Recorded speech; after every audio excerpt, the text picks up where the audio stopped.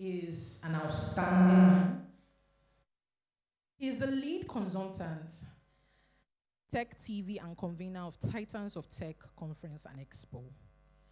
He is one of the organizers for today, and his name is Mr. Don Pedro Agombi. Let's give him a round of applause, everybody.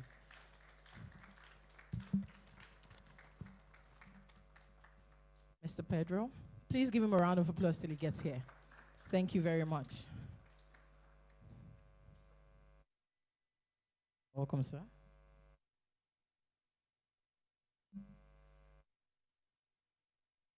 Thank you, MC. Morning. Maybe the MC forgot that for an important event like this, on our nation with the national anthem. Can I respectfully ask you to do that? Please. You're allowed, sir. I Can was we be going to do that. Okay, apologies, Mr. Don Pedro. No.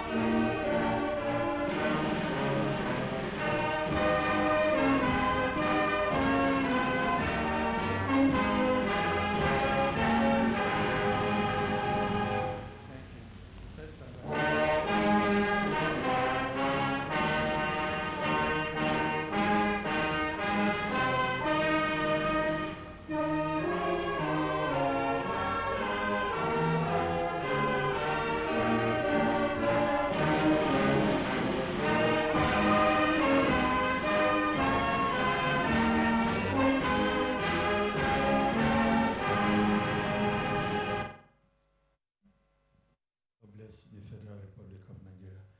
Please be seated. Some people were thinking I would call them to come and recite.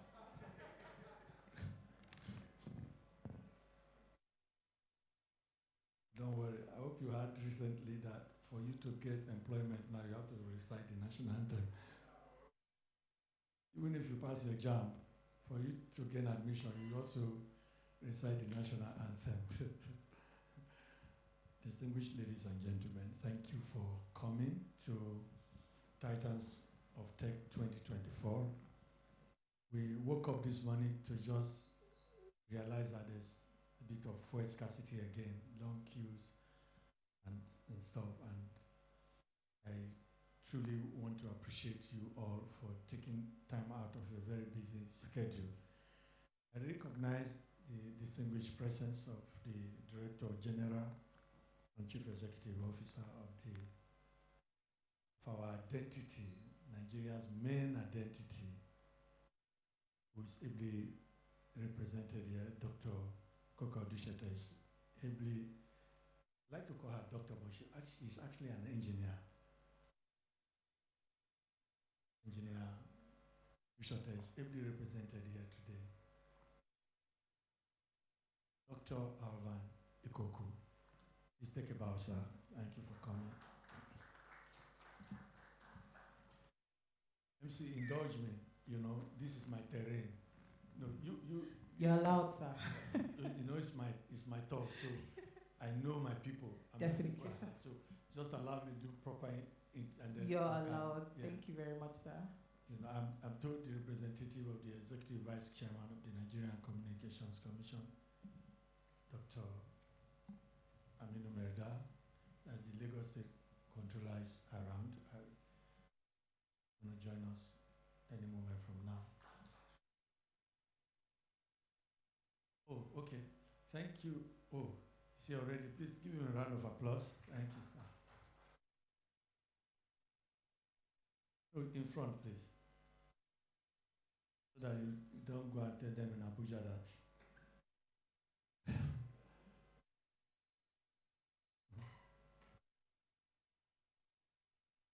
Dr. Merda, since he came just a little bit less than a year ago, we have seen the impact that he has made in the telecom cyberspace.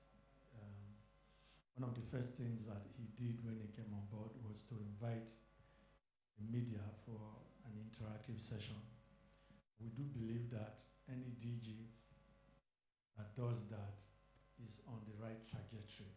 And, so please give a warm regard to Dr. Meda for the good work that he's doing at the NCC. I wanted to say a little bit more about the engineer Dushote of NIMSI, with me that since she came on board, I've seen some level of focus, action in NIMSI. I've been reporting the tech space for over 2 decades, so I'm familiar with a lot of DGs that come and go. We report them and we tell them the truth. Sometimes we don't tell them what they want to hear because they don't, they don't like it, but we do that. So I want to appreciate her for what she's doing. When she came on board, I personally wrote to her and I told her some of the things that we think that she should focus on. And she responded, she replied me. I think that is commendable. Give Engineer Dushote a round of applause for me, please. I think she's the first DJ of NIMSI that I will write to and she will respond and signed herself. Let her know that I appreciate that. Yes. Thank you, sir. Permit me to also recognize in our midst one that we have been in the industry, almost forever, when the industry has no form of comeliness. But today he calls himself the software evangelist. Sleeves, talks, software. When we talk about the Nigerian Stock Exchange, these are the men that revolutionized the Nigerian Stock Exchange and made it what it is today. Ladies and gentlemen, Amos Emmanuel. Amos Emmanuel is the founder of Innovation Build Africa. Doing a lot, empowering youth across the nation, dealing particularly with the states to ensure that youths are empowered and youths are digitally empowered for global competitiveness. Thank you, sir, for finding time to come.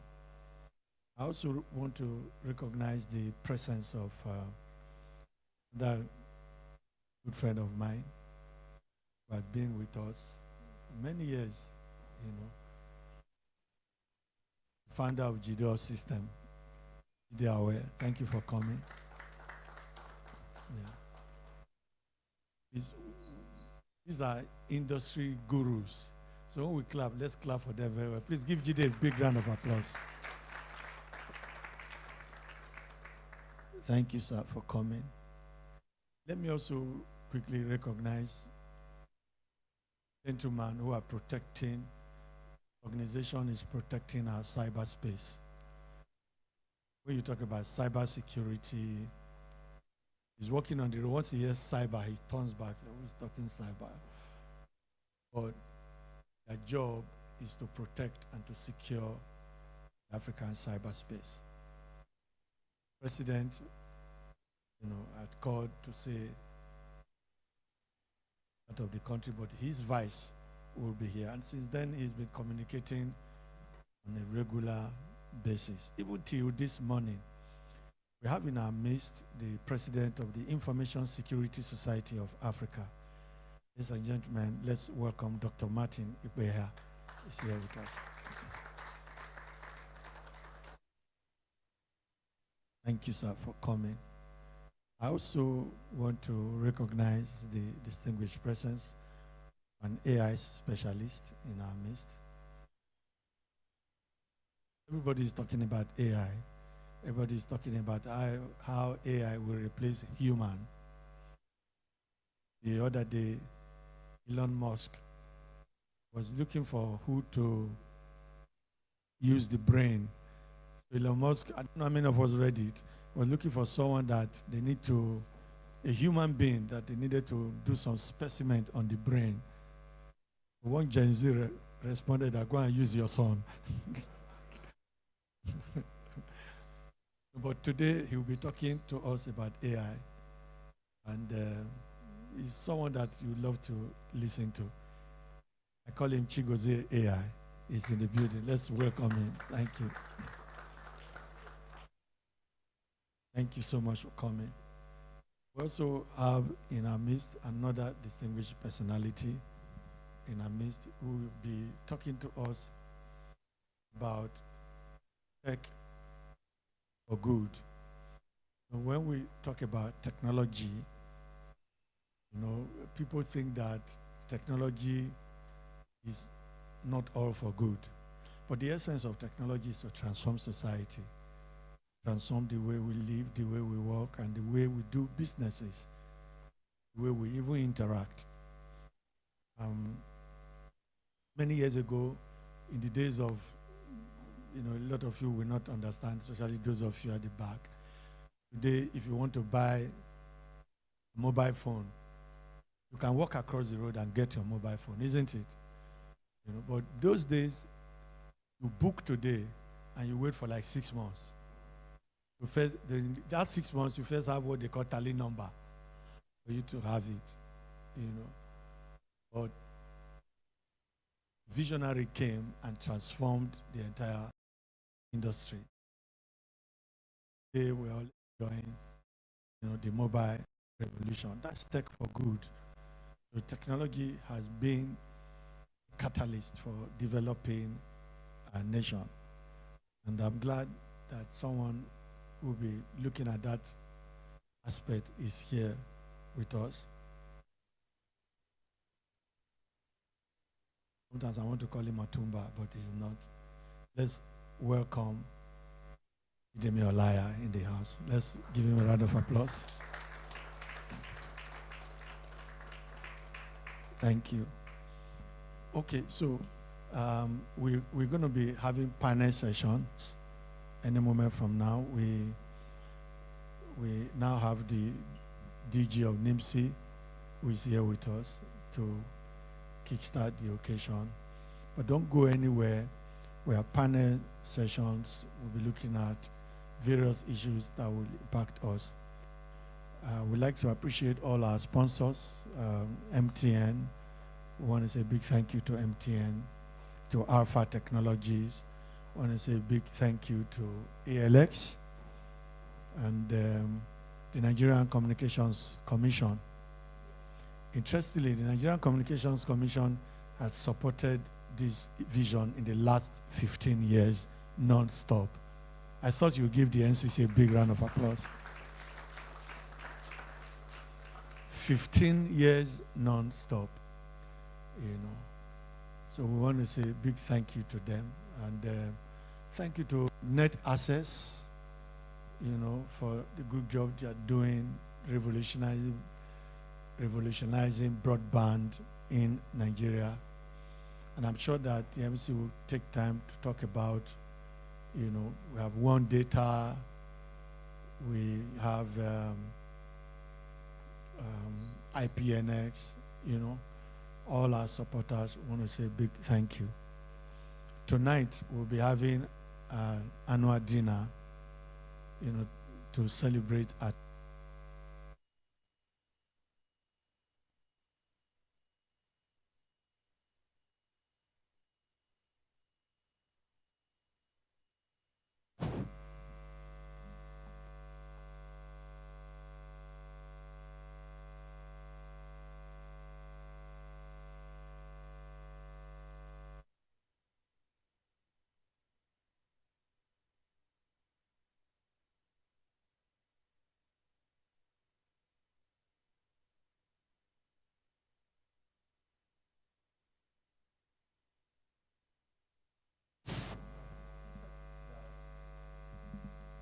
every moment that we spent together today.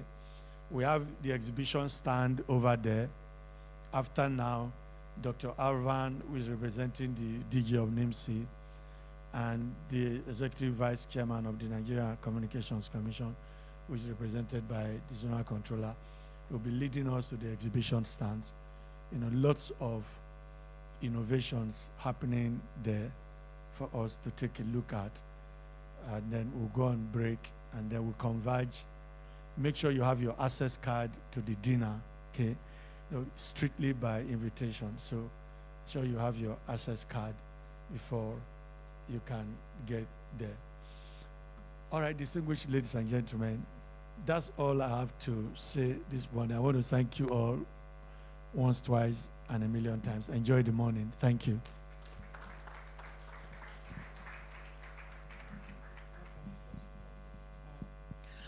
All right. All right. Give yourselves a round of applause once again, please. Okay, so one thing you should know about me, I have an attention span of a carrot. It's like this. So if I want to take in information, I listen like as if my life depends on it. I tell people the way I graduated school is by the grace of God. 4 years, when people were going to school, they would see me jacking. You know what it means to jack? Because I couldn't contain information for so long, I would just lose it. So when he was talking, the only thing that entered my head out of everything he said was AI specialists. Because you know how Gen Zs are. The only out of everything he said, only AI specialist, and the one that Elon Musk wants to use someone's head. All right, so you know how it is in our present day and time right now. The level of help we have gotten from using Meta, ChatGPT, those updated technologies. Before I came in this morning, if I will confess, half of everything I needed to know, I just said, let me quickly run through ChatGPT. And the information I got was too much. I had to switch off my phone. Because if I had known that I could even go, I would have just gone there like a week back and taken all the information down. But as it stands now, AI has actually taken over so many things. Assignments, projects. Human beings don't even need to do so much. But that's that. So for this event, throughout this event, right, you will have the opportunity to gather valuable knowledge about, technology and how, it can be leveraged on our social or societal good. It can be leveraged on pressing global challenges as it stands. So our next agenda, we'll be calling on, we already said you have already been told that there's a representative, but let me go ahead. So I'll be calling on Engineer Bisoye Koka Odusoye's representative. However, let me give you a breakdown. So first of all, he is a highly respected figure in the engineering and technology sector. Okay? And he's known for his extensive experience and innovative contributions with a career spanning several decades. He has been at the forefront of driving technological advancements and fostering sustainable development in various capacities. His leadership and vision have significantly impacted the industry, making him a pivotal force in engineering and technology. So let's give a round of applause as we invite Mr. Alvin Ikoko to represent. Please give him a round of applause as he comes on stage. Thank you very much, sir.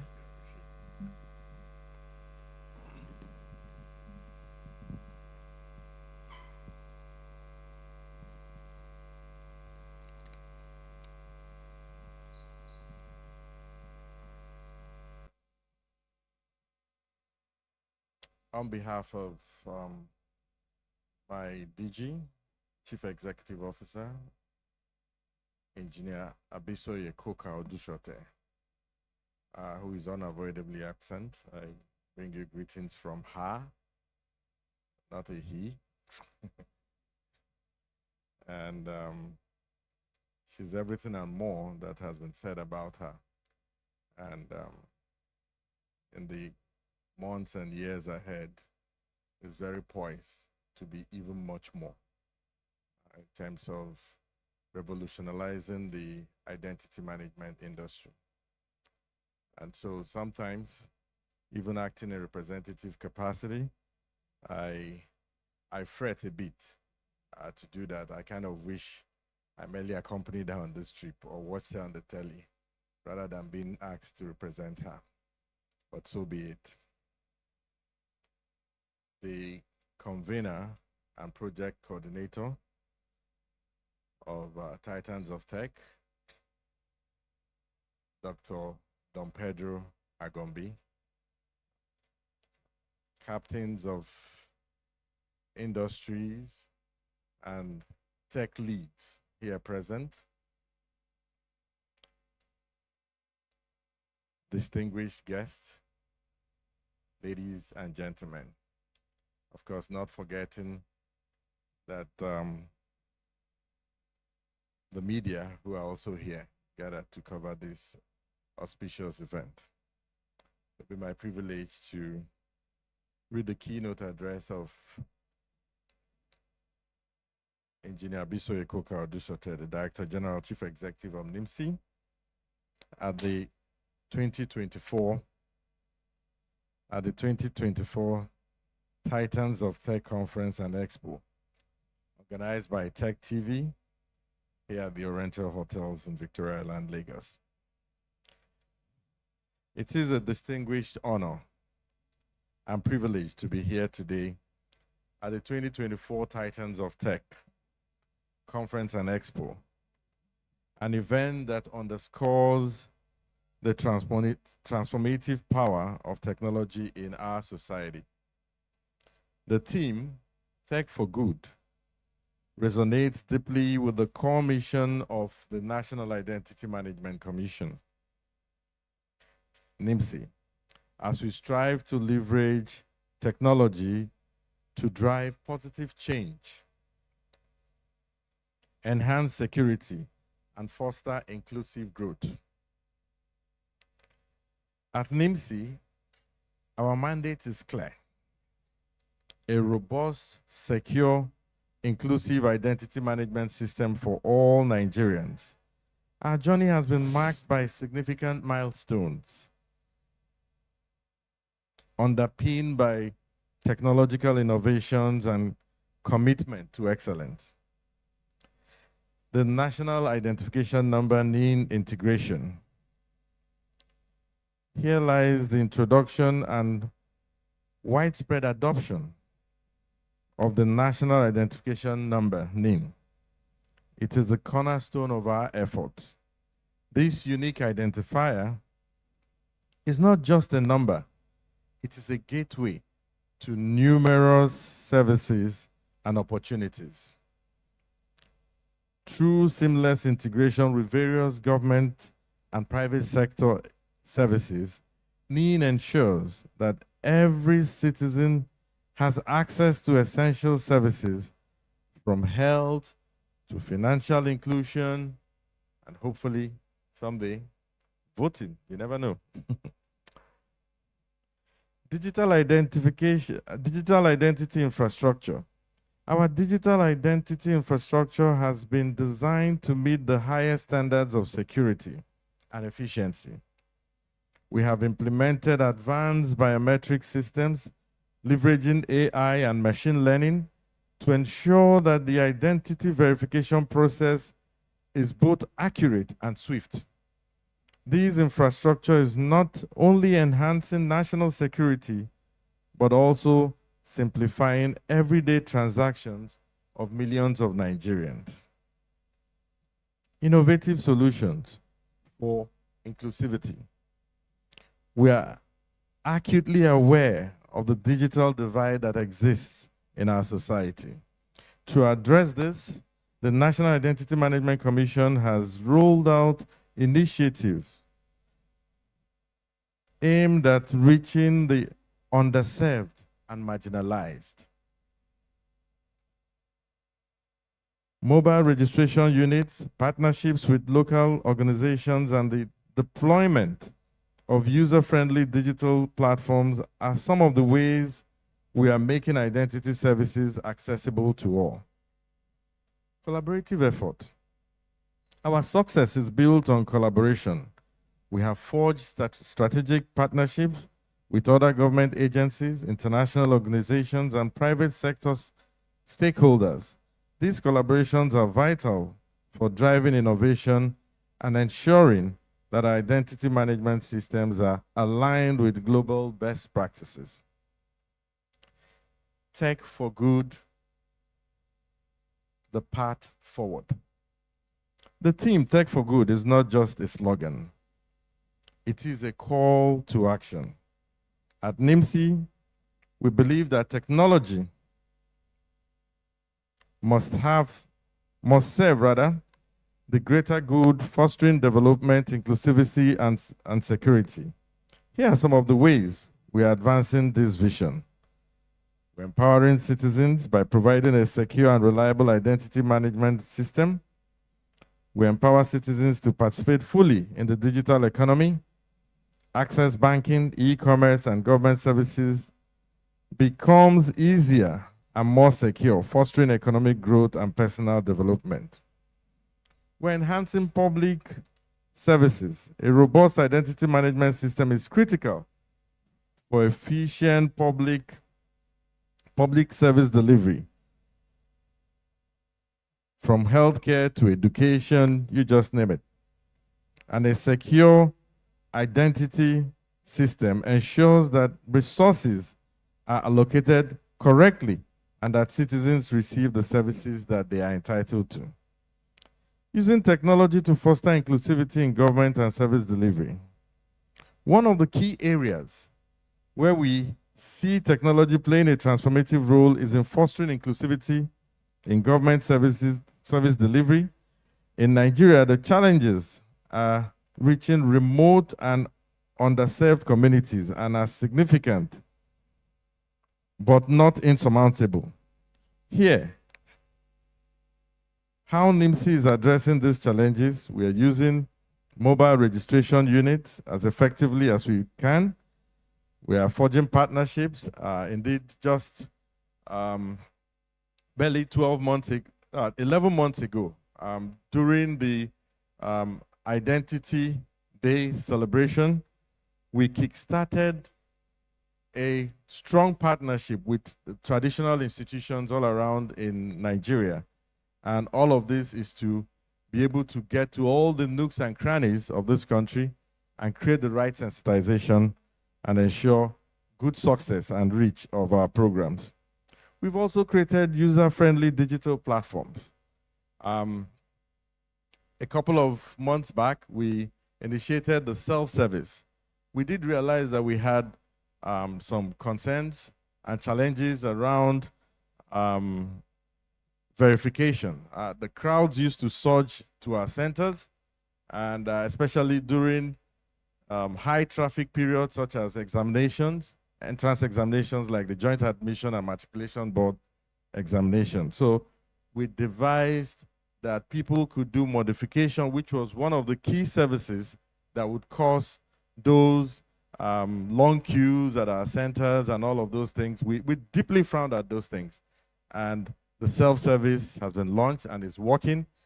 In the comfort of your bedroom, you can modify just about any data, including your date of birth, your address, your telephone number, just as you deem fit, without citing one single NIMSI officer or a single NIMSI officer or an assignee of the commission. You can do it from the comfort of your home. So that puts power back into the hands of individuals, citizens and legal residents.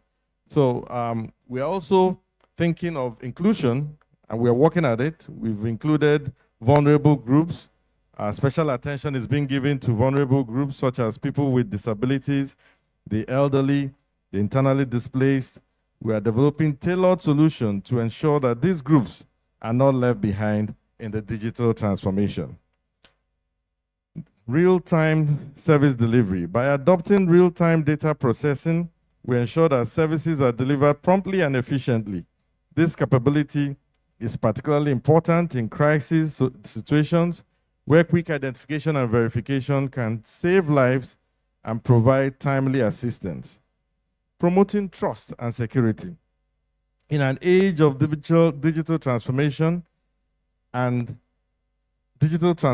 trust and security are paramount. Our advanced biometric verification system and stringent data protection measures ensure that personal information is secure, fostering trust in the digital interactions. Just a couple of weeks ago, there was such a big hoax in the media regarding data leakages, data breaches, etc., etc. It was laughable. I mean, that's how I can describe it, laughable. I was one of the NIMC officers who got assigned to go to the media house when we eventually had the opportunity, because sometimes we're always in the bad press and no one ever gives us an opportunity to explain ourselves and so on and so forth. So I was one of those who were offered the opportunity to go to the press, and I just put the record straight. We've never had a we've never had a breach, we've never had a leak. Obviously, we are working in a country where people just love to take advantage, okay? People would want to take advantage however they know or see possible. But I tell you, if there's anything such as an ironclad system, we have it at NIMC. As a matter of fact, sometimes the best way to prove yourself is to even invite you. If you want to come to NIMC and see for yourself what we have, because I'm also talking to some real tech giants here. Come to NIMC, see for yourself, make your assessment, go and write what you see. If you consider us vulnerable, go to press and tell the world that NIMC is vulnerable. But if you don't think we are from what you see, please be kind enough to commend us for all our strides, okay? In conclusion, ladies and gentlemen, as we stand at the cusp of a new technological era, the potential for tech for good is boundless.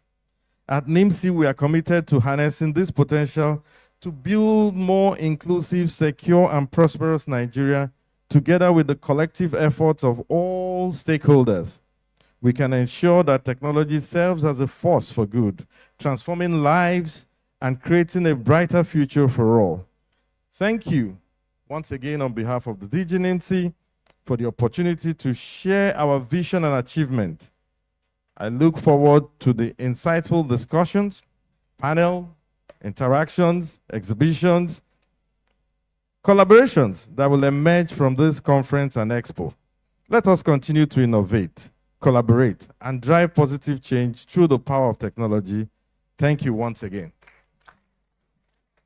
All right, give him a round of applause. Mr. Alvin, please stay on stage for a while. So the reason I said he should wait is because I know a lot of us will have questions and answers, questions to give, and he'll have answers to give as well. Mr. Alvin, should I go ahead? All right. So one thing I got from his discourse, like I said, little things catch my eye. So I work for a company that deals with energy, apart from being a host.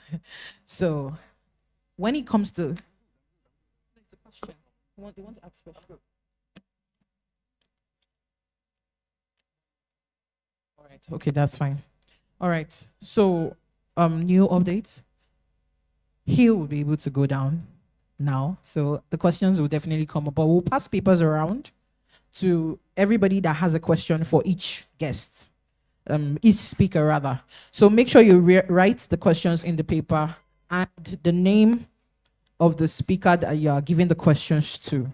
so that we will work with time. Thank you very much. I'm so sorry. Please have it. Can I just say that I understand how much behind schedule we are? And so the organizers will do their utmost to put us back on track as far as this event is concerned. I cannot guarantee that I will stay to the end of the program. I'm off to another program. I was at one yesterday, organized by the NIDA at the Landmark. So it's all events all the way, and yet work is waiting for me back in Abuja.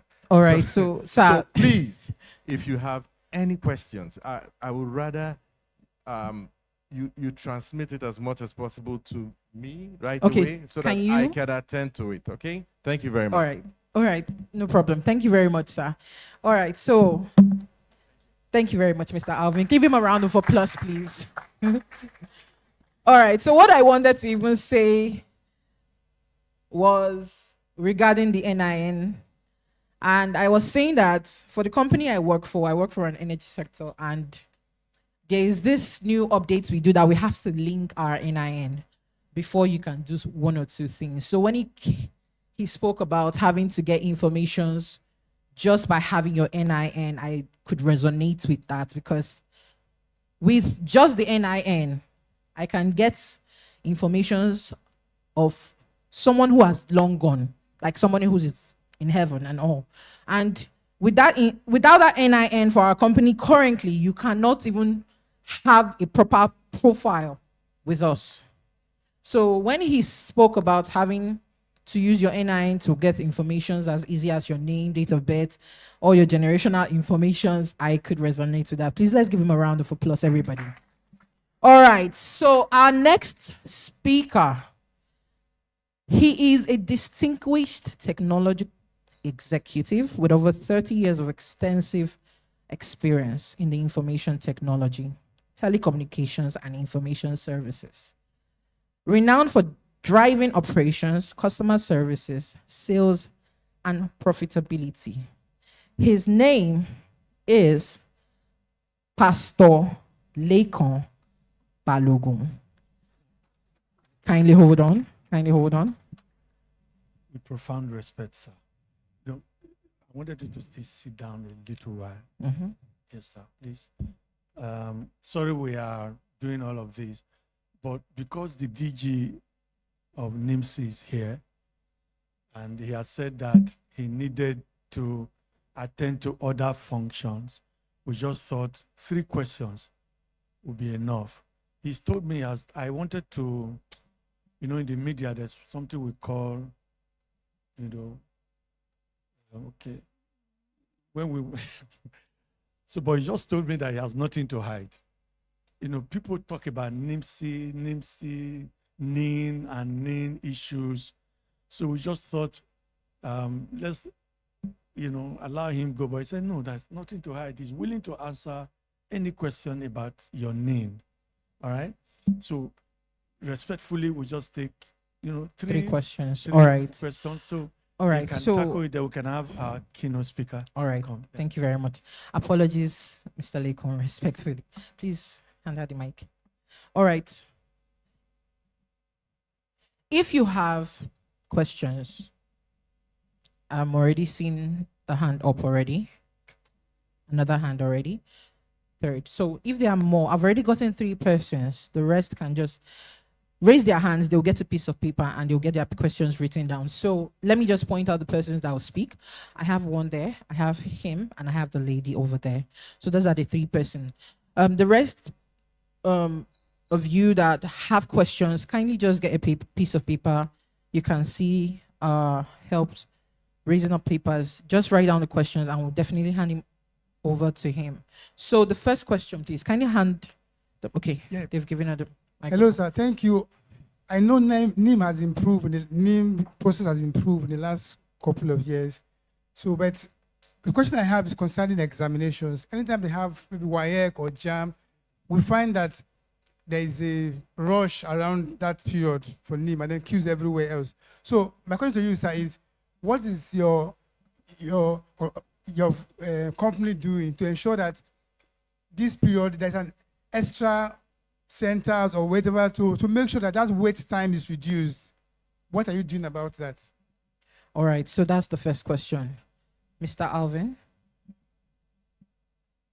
Second question, please. He's already taken it down. He will answer them consecutively. Please, can you hand the mic? So the third person is in my front, so I'll give the mic to the person. So thank you very much. Thank you very much, sir, yes, sir, for that amazing information. Okay, I'm more interested about the vulnerable people we have in the community that stays in the remote area. How do you intend to reach out to them? Practically, some of them don't have access to this tech for good opportunities. So my question is, how do you want to reach out to them? Thank you. All right, so thank you very much. That's the second question. Now the third question, please, sir. Yes, my question is to NIMSI, that actually speaking from grassroots development ecosystem, we, from time to time, we engage building communities, even digitally. And sometimes we want to, like, resolve certain concerns. And I want to know, does NIMSI have freely available APIs that development innovators could use to perhaps validate and reaccess the NIM data that they may have on their platform, so that we can securely confirm that whoever we feel we have on such platforms are truly such personalities and identities that belong to this country. Thank you very much. And permit me take from the last question, okay? More like bordering on NIMSI's ability or availability of application program interface that tech innovators can use to revalidate the NIM. What I can tell you is that, yes, NIMSI has APIs. All of our collaborations are not physical. So nobody, of course, you're a tech guru, sir. Nobody comes to NIMSI to fetch data for verification and authentication purposes. It doesn't happen. So they use APIs to ensure that those integrations happen. And so we have APIs. There are some who have to also make use of NIMSI APIs and sandbox to do their development. It does happen. I can tell you, okay, and this is more like home. Sometimes some of us who play the role of gatekeeper, we're a bit jittery, and because we don't want any misgivings associated with us. So we insist that some standard legal documentations must be executed. Like NDAs, MOUs, we need to understand what it is you are even planning to do. Okay? And once we're at home with that, we're good to go. You would have those APIs made available to you. We are there to guide where you need to guide. While I was speaking, I alluded to innovations. All of the innovations we may beat our chest about was not necessarily done by NIMSI employees. It is people like you, tech giants. So we're also riding on your glory. So please come in. We'll create the necessary platform so that you can innovate. And we'll all share in that glory, okay? So we're very open. Question number 2 speaks to vulnerable people. How do you want to reach out to them? It is not about how we want to. It's about how we have been reaching out to them, okay? I mentioned some critical stakeholders like those in the IDPs. As dangerous as the Northeast axis was several years ago, we sent in our mobile buses, okay, to go to those centers. We had all kinds of assurance from the security agencies. We went in there. The good thing is that we never suffered casualties. And we went to IDP camps and we enrolled people. And we are still doing that. Just, I coordinate collaborations in the commission. And so a couple of days ago, we literally wrapped up a collaboration with a UN agency, permit me withhold their name, a UN agency that wants to provide palliative in their own area of intervention to vulnerable people. And they needed to be sure that the persons who were beneficiaries of their palliatives were who they truly claimed they were. We've provided advisory services, we've guided them, and we have supported them to be able to verify and authenticate that the people within their catchment, whether they're putting them in clusters, are who they say they are. So we are open. I also did mention that last year, during Identity Day, our team was more like reaching the traditional institutions, and we did that, we collaborated with them so that we can have access to the grassroots. We are well aware that our mandate is a huge one, very huge one, okay? Imagine going to some nooks and crannies in this land. Some are impassable. I recall growing up several years ago, there was a place mentioned in the northeastern axis of today's Adamawa that Nigerians were still discovering that Nigerians lived in. I mean, that's strange. But those Nigerians have rights like you and I. They have rights to be captured and their data captured, their identity data captured, and be stored in the National Identity Database. So we are open. We are not being selective. It's not an elitist thing. It is for everyone, so that it will further empower the government, whichever government it might be, to provide services to our citizens. And there will not be any leakage, any falsehood, any identity theft related to such services. The first question, and my apologies, now the last, is examination, entrance examination, such as WAEC and JAMB. It also behoves, let me tell you this, it behoves on the examination entity to come forward and express their desire to leverage on NIMSI to identify their candidates. But I also reach out to a lot of them, telling them the benefits that they could get from using NIMSI. So not all of the examination agencies have come to NIMSI, but it is work in progress. One of the two referenced by the person who asked the question is Joint Admission and Matriculation Board. Our relationship is more than 3 years.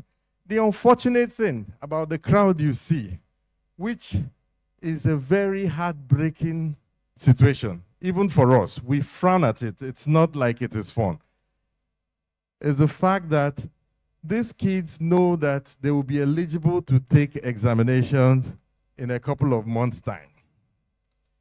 We do our best and hope that JAM tells them to, JAM does tell them a couple of months to go and update their records as much as they want to. The PIN, I guess, is the OTP that JAM sends to them. They will send it to a phone number that is tied to their names.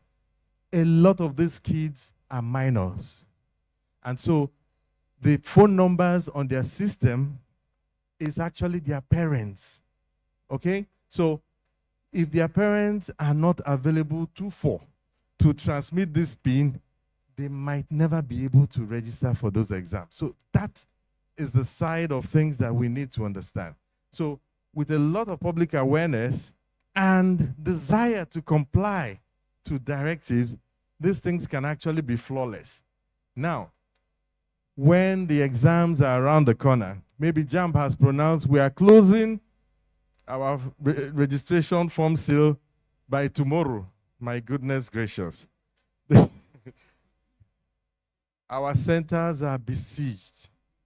And depending on the kind of mind, if it's not a mind that would want to see what exactly happened, if it's not an Alvan who has the privilege now of explaining to you, all that you see is, wait a minute, NIMSI, year in, year out. You have this crowd. What if there's a stampede? What if somebody dies? But we are available. We could go to some centers and there's not one soul there. There are some centers in this country, not one soul there. For avoidance of doubt, even if it is fresh enrollment, we have licensed front-end partners who assist in enrolling citizens and legal residents. And these front-end partners, at the moment, about 200 of them. So it is a business for them. NIMSI pays them for every enrollment so that we can retain our policy of 0 naira for enrollment. But you would agree with me that for every government service, and I'm saying it here without fear, for every government service where there exists a traffic, whether it is in Nigeria or the so-called advanced climb, check well, Ojoro has entered. I'm serious, Ojoro has entered. We also have, my DG has a 0 tolerance for Ojoro, or whatever you call it. We do not believe in extortion. We have not sent anybody to extort on our behalf. It is a shameful thing. It is a criminal offense. And when we catch those who are extorting, we would hand them over to law enforcement. And we made several arrests, okay? We've made several arrests. I believe at some point in the not too distant future, perhaps security agencies will step up and tell the world and tell Nigerians what they've done in NIMSI's behalf to curb some of these excesses. Maybe to further give us all some comfort that yes, we have a problem, but yes, we are also dealing with whatever problems that we have. So I hope I've been able to attempt some of your questions. Like I said, I insist we are open. I'm not scared of anything. I can talk about it.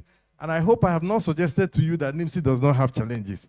We have myriads of challenges, but we are very determined to surmount all of our challenges. Thank you very much. A resounding round of applause, everybody. I said earlier that you will not leave here the same way you came. You can't. You will definitely leave here packed. All right, with another resounding round of applause, let's call on stage Mr. Lekon Balogun, one of our tech gurus on the floor. Thank you very much. Give him a round of applause, please. Give him a round of applause. Thank you very much.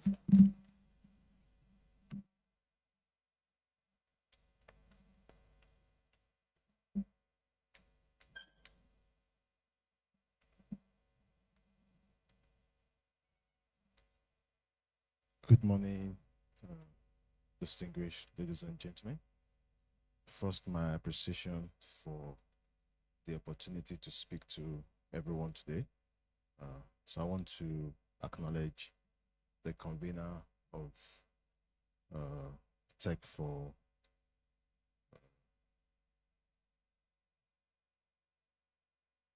Titans for Tech. Thank you. I was trying to remember that. Titans of Tech, Dr. Don Pedro.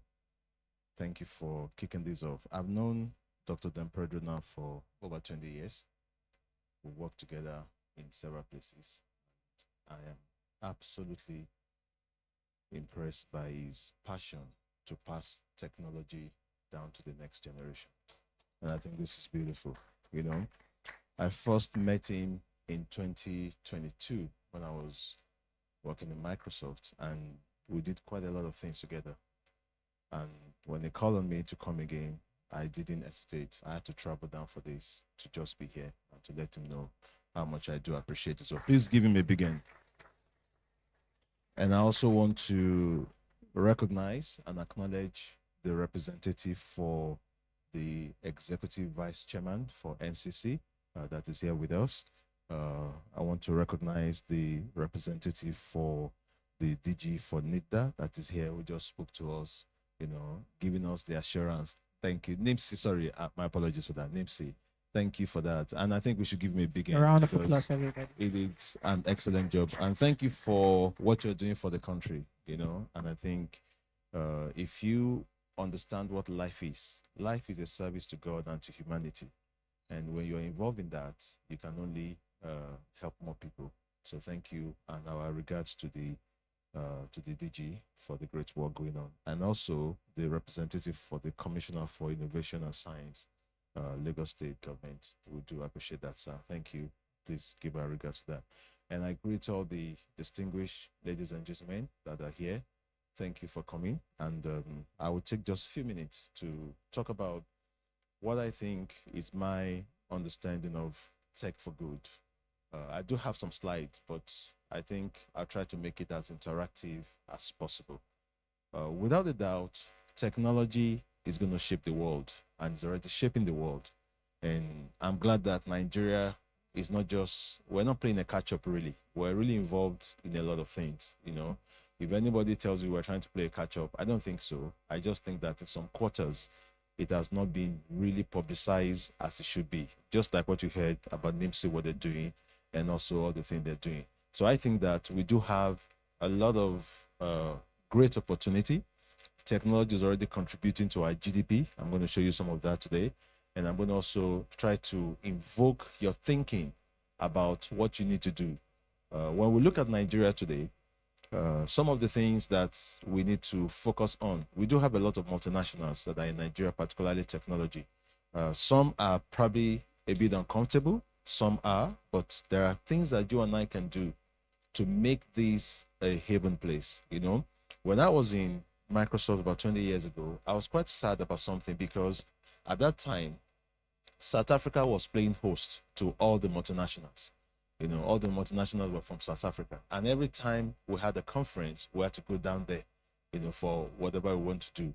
And then gradually that shifted to West Africa, which was the French-speaking country.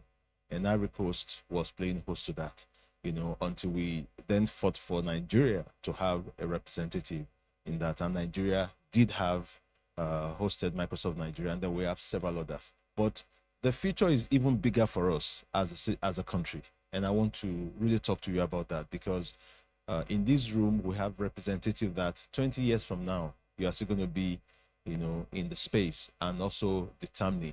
Now, I want you to not only try to play catch up, but to be at the forefront. This is very important. You have to be at the forefront. You have to be well informed what is going on. You have to be well abreast of the facts, not only for your country, but what's going on globally, so that we can be a major part. And one of the ways we can bring in foreign exchange is also to deploy services outside Nigeria, where you get paid, you know, in foreign currency. And we need that like now, because oil and gas is going to be a major problem. It's already a major problem, and you know, it's the biggest blessing and problem all over the world. You know, if you understand what I'm saying. So, you know, with that challenge going on, it opens up the space for technology and also ICT. All right, so let's go into what I have that I put together for you. So first, recognize that technology is an enabler. You know, technology on its own. You know, I was talking to a group of startup about 3 days ago, and very excited people, innovation they're bringing to the country. And then I asked very simple question. I said, don't develop a product because it sounds good. Develop the product because it's going to solve a problem and it also can be bought by somebody. If it's not marketable, you've just wasted your time, you see. And remember that the best product is not necessarily what is paid for, you know. So you got to also understand that. So it's important that whatever you're developing, you know, we're talking about tech for good. Whatever you're developing, not only is it good, but people are going to accept it. Because if people don't accept it, then you have wasted your time in terms of development and all your resources. So technology is seen as an enabler, you know, in developing other critical factor. And that's the beauty about technology, because it becomes the foundation of a whole lot of things. And with that, you can play in the energy sector, you can play in the estate management. Imagine how we rent houses today. A lot of that needs to change, you see. You know, there should be places where we can go collaborating with NIMSI. People want to know your identity. So, but if you have that collaboration between estate agent and NIMSI, then renting houses should be easier than what it is today. So I don't need to bring a letter from my lawyer. I don't need to bring this, because the only reason why credit system in Nigeria is not really going on well is because nobody knows who. Nobody knows anybody. Identity is really a big problem. But with NIMSI, things like that should become a thing of the past. And this is why the API that the other distinguished gentleman asked for is very important, because that API enables every industry to connect to, you know, that massive database that lets you know who I am without you even knowing me. You know, so it gives you that my identity and a whole lot of things. So if you look at the opportunity, so we are we're enablers. We enable industries. We enable different things to move on. So not only should you know about technology, you must also know a bit about the industry that you are trying to provide the solution for. So that's really important, because that's when you begin to look at what are their processes, what are the things they're doing, and how do you then, bring up solution that will enable them solve that, very well. What is Facebook? Basically social media interaction. Somebody thought about it well ahead of others, and that came up there. All right. So, and with that, you would definitely then be able to attract what I call investors. Listen, don't let anybody lie to you. There is money in Nigeria. Make no mistake about it. This country is not a poor country. No, not at all. If anybody tells you there's no money in Nigeria, they are lying to you.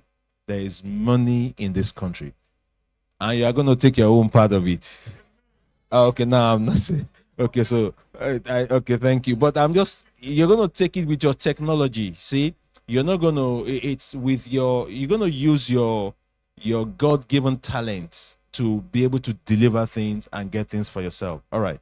So because I said that because of the foreign investors, because there are people globally who are trying to also look for where should they put their money, and nobody's going to put the money there when they are not sure what it is. All right, so let's go to the next slide. So this is about the GDP. From the last review that I've seen, technology is already contributing over 18% to our national GDP, and that's really beautiful, because it means that the more of that we do, the bigger stake we have. And a lot of that fund can bring in foreign investment into us, and also enable our citizens to participate in foreign countries. So you can be in Nigeria and be serving several organizations. Thank God for connectivity, because that's what it's all about. So a lot of those things can be done, and I feel sad when I see a lot of people who are trying to migrate out of Nigeria, and then they are going to wash plate and do something. I think they are really, I don't know what to say about them, but I think that you can do things better. You can really use your talent and your skill to attract money to yourself and do things for yourself, right? So that GDP, look at 18%. Imagine if that becomes 40%. Think about the number of employment, because for every time you are contributing to the GDP, you are creating workforce, you are creating opportunity for employment, you are creating a lot of things, you are affecting the SME, you are affecting the enterprise organization.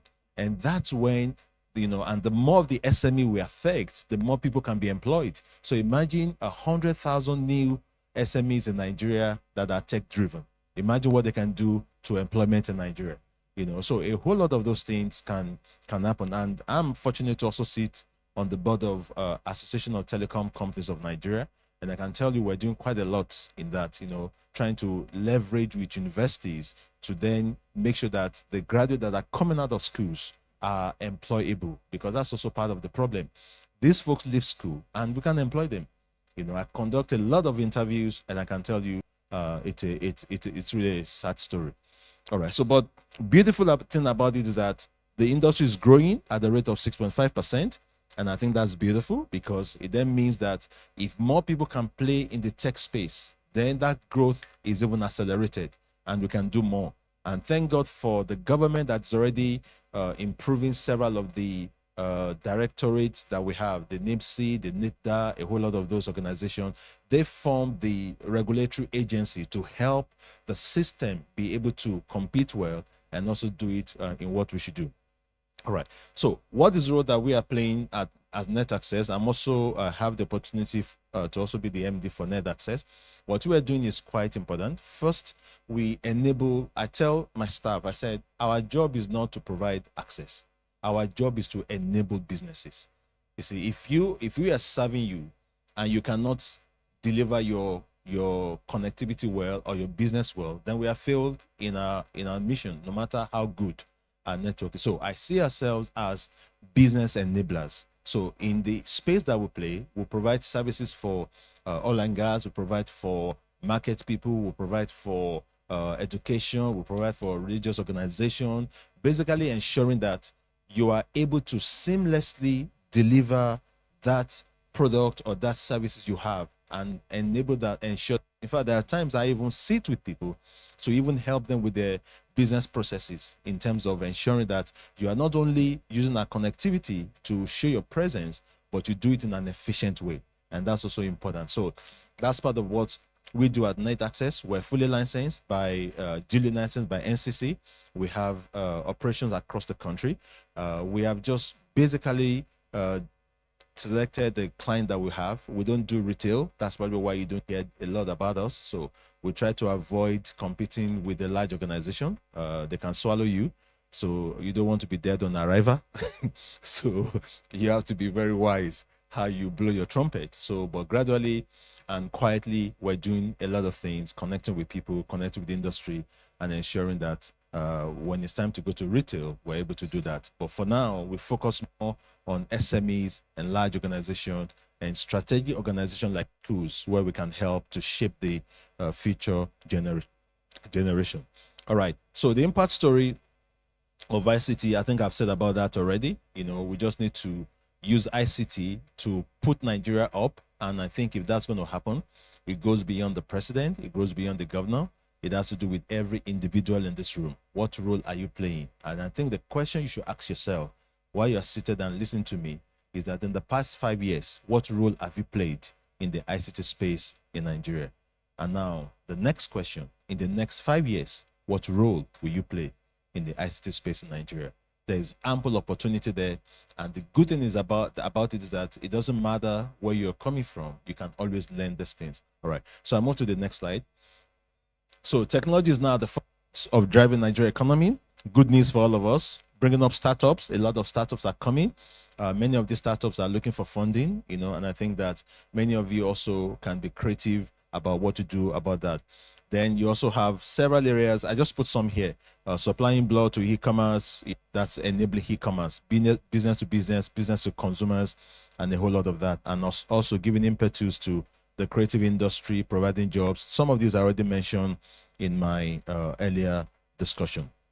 All right. So then the other part of it is also what you know, and I'm glad that you heard a lot from NIMSI already, because government must also adopt, you know, if technology is going to be promoted in a country, it has to start from the government, because once they create the right policy and the right environment, then we can thrive.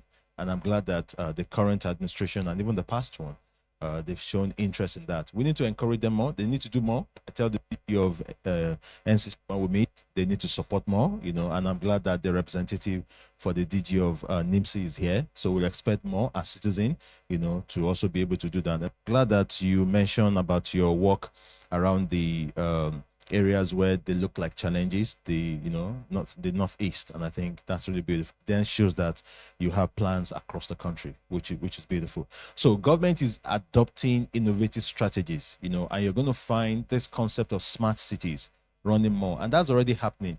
I'm sure many of you who live in Lagos State, your vehicle registration license, when it expires, now you get a text message, all right, telling you it has expired. Now, 5 years ago, those things were not there. And that's what you see as the beginning of smart city management, you know, where things can be managed without anybody talking to you. We don't need the police to stop your vehicle on the road. What to stop you is in your account, you know, because you've already linked your account to a whole lot of things. So before you know it, you just find automatic deduction of all those things. So you need to begin to play in that space. Don't allow foreigners to only come and be the one playing in that space. We as citizens of this country must begin to position ourselves to play there. And the beautiful thing about that, if you do that in Nigeria, is that we have the population to work with. And once you can do that, I can tell you, you play in the African market in also in all of that. And then that begins to expose us to a whole lot of it. So the digital platform is a reality, you know, and it's taking quite a lot of things. All right. Technology, I also put some stuff here. Technology is good for delivering smart infrastructure, which I just explained to you. Technology-driven transportation solution. So think about today, you know, the BRT buses are not yet fully automated, but think about the days where you're going to be able to just use your card or whatever, you know, to enter in there and do a whole lot of things. So there's huge opportunities. And I just want you to think about this. And one of the things I tell people is that your inspiration for foreign countries should be what is going on there. Bring it to your nation. Not necessarily to run and start going to work in McDonald's or all the stuff. Then, you know, yes, you get your picture, you take the picture, sent to Nigeria, you make us feel that everything is okay. But hey, come on, you can make a lot of money by playing and being a big player in the tech space. So think about the innovation that can come to transportation alone. Look at the educational system, education management software, a whole lot of things. Nigeria has 200 million people. That's a huge market. If all you have is 10 schools, you can do a lot. So there's a lot of good things that can come from huge population. If Nigeria is so bad, why are planes landing here every single day? So foreigners can see what we don't see, but you got to see it as well, because this is the time and it's our own generation, and then we need to ensure that we work on that. So think about efficiency, enhance. One of the reasons why it took me a long time to get here, we just got stuck on the road because the first station, everything is there. Think about a lot of things that we can do around that area. So I moved to another one, digital infrastructure. Digital infrastructure is very good because, as you know, today, a lot of things are going to go online. Don't fight technology, embrace technology. That's the wise thing to do. Those who fight technology, they are done away with, because you're going to be isolated in that ecosystem. So you need to look at it and say, what role are you playing, in this digital space? Think about the payment system. Think about software for the payment system. I was talking to a group of people yesterday who are developing some excellent software around payment system. So people are coming up with things. You got to get your own system as well. And you can learn quite a lot about that. All right. So what I will talk about is that this not only facilitates seamless connectivity, but also attract investment in technology-driven industry, fostering economy diversification. And that's one of the things that I think will help us in what we do. All right, I just spoke about fintech to you. You already know about some of them. You use some of them every time you make payment. There are those who collect, even if it's just 0.1% of that payment. Think about 0.1% times 100 million people. So this is where you're going to play, and this is important that as you are thinking, I tell my staff every day, spend at least 1 hour to improve yourself, because that's important. Go online. Everything you need is online. Go and read it. Whether you're a salesman or not, don't think you're just a salesman. You have to have technology, understanding, and be able to do all that. All right. So fintech continues. I don't want to waste too much time. I'm just going to rush. This slide will be available. Agriculture is also another major area where you need to look at automation.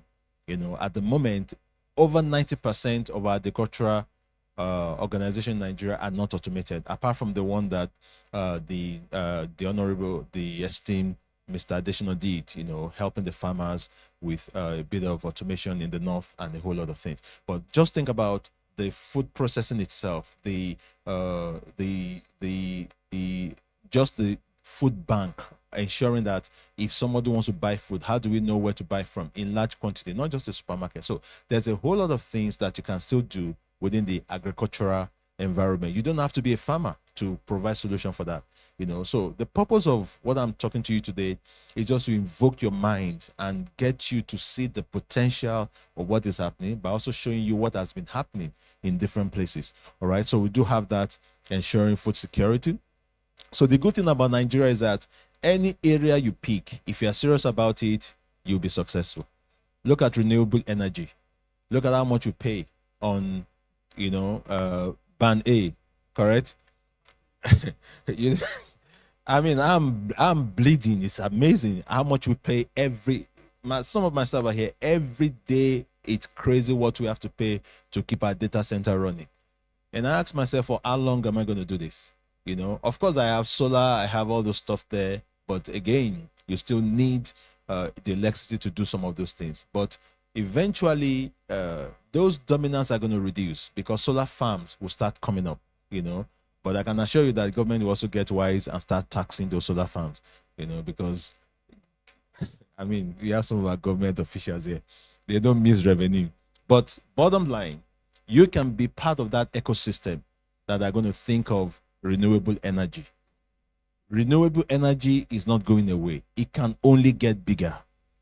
Make no mistake about it. So the earlier you get into this, the better. All right. So I work with, all our sales sites. We have solar system there and the inverter and a whole lot of things. So that has reduced our operational cost to ensure that we don't have to work on that. All right. Okay. Then I go to another one, which is the AI. How many of you love AI? You better love it. It's either going to take your job or you're going to get into it. So today AI is already in some countries, particularly if you want to buy your tickets. Most of the people you are talking to there are really on AI. It is only when you need an agent. So AI can be as simple as Chat GPT. Did I get that right? Yeah, okay, good. It can be as simple as that, just where it is information repository. And then every time you query that information, it brings something for you, So you can also begin to play into that, because AI surely will shape the country. And the good thing about it, and this is what I like about this particular topic, tech for good, because AI can also be destructive. And if good men don't get involved, bad men will take it over. I hope you're hearing me. And this is what I want to talk to you. See, because Nigeria is a godly country. Understand that. Don't let anyone deceive you. Most Nigerians have what is called the fear of God in your heart. And that means that whatever you develop will be good for people and good for God. And this is why you must be involved in AI. Because if you are not involved in AI, you've then left technology to bad guys. And whatever they develop is what we're going to use. All right? And they're going to change the narratives. You see? So we must change the narratives by getting involved. And that's why I made up my mind I will continue to be involved in technology, invest in startup, and work with people to ensure that good product can come out that can help humanity and do a whole lot of things. So embrace technology, love technology, don't fight technology, because it's not going to go away. And it's tech for good. So AI is an area that we need to have more people in Nigeria to be involved in, so that, we don't become jobless, because AI will take a lot of jobs away, and if it's already doing it. So one thing I encourage you to do, go on YouTube. I have one meeting I do every Thursday, just trying to talk to people about business, coming up with things. And I show them quite a lot of videos, a lot of things, so that you can see what is going on globally and wake up. Because I think that a lot of our citizens are sleeping, and I think they need to wake up, because while others are coming up with things that people are ready to pay for, we are complaining. And no nation is going to develop by complaint. The nation is only going to develop when we innovate and when we build. And this you got to remember that you do this. So artificial intelligence is playing an increasingly important role in our lives. Customer care services, think about that. In sales inquiries, so there are things that traditionally it's people doing it, but today you can automate that process, because it's about the same process. Okay, I want to buy. What is the product? We know the list of the product. How much is the product? We know the cost of the product. Okay, you want discount, volume discount. So all those things, once you can articulate them line by line, you can automate that process, and then you can and that's AI for you. AI is basically artificial intelligence already compiled together in a repository of things. So there's no myth about it. There's no mystery about it. So debunk the mystery. All right. So don't see AI as something out of space. It is not out of space. ChatGPT is basically, every time you go there and you submit your document, it adds to the repository. You see, that's what it does. It's like this caller identity. All right. When Truecaller, thank you. You know what Truecaller is? They just pick all your data, and then look at all of us in this room. Somebody picks all your record. That's why one of the things you submit is your own account. Sorry, your own what's it called now? Contacts. And the moment you submit your contact, I submit my 5,000, 10,000, 20,000. What do you have? You already have 1 million. So peradventure, anybody you are looking for is 3 numbers away from you. So once you call that number, somebody somewhere already has that number.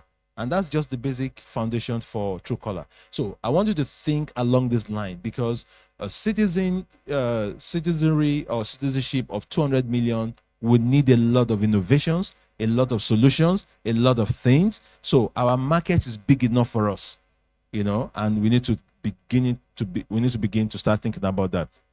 So here is what you see. Look at this Gartner report. Technology and services associated with communications, commerce, and payment will impact business performance over the next 10 years in Nigeria and other African countries.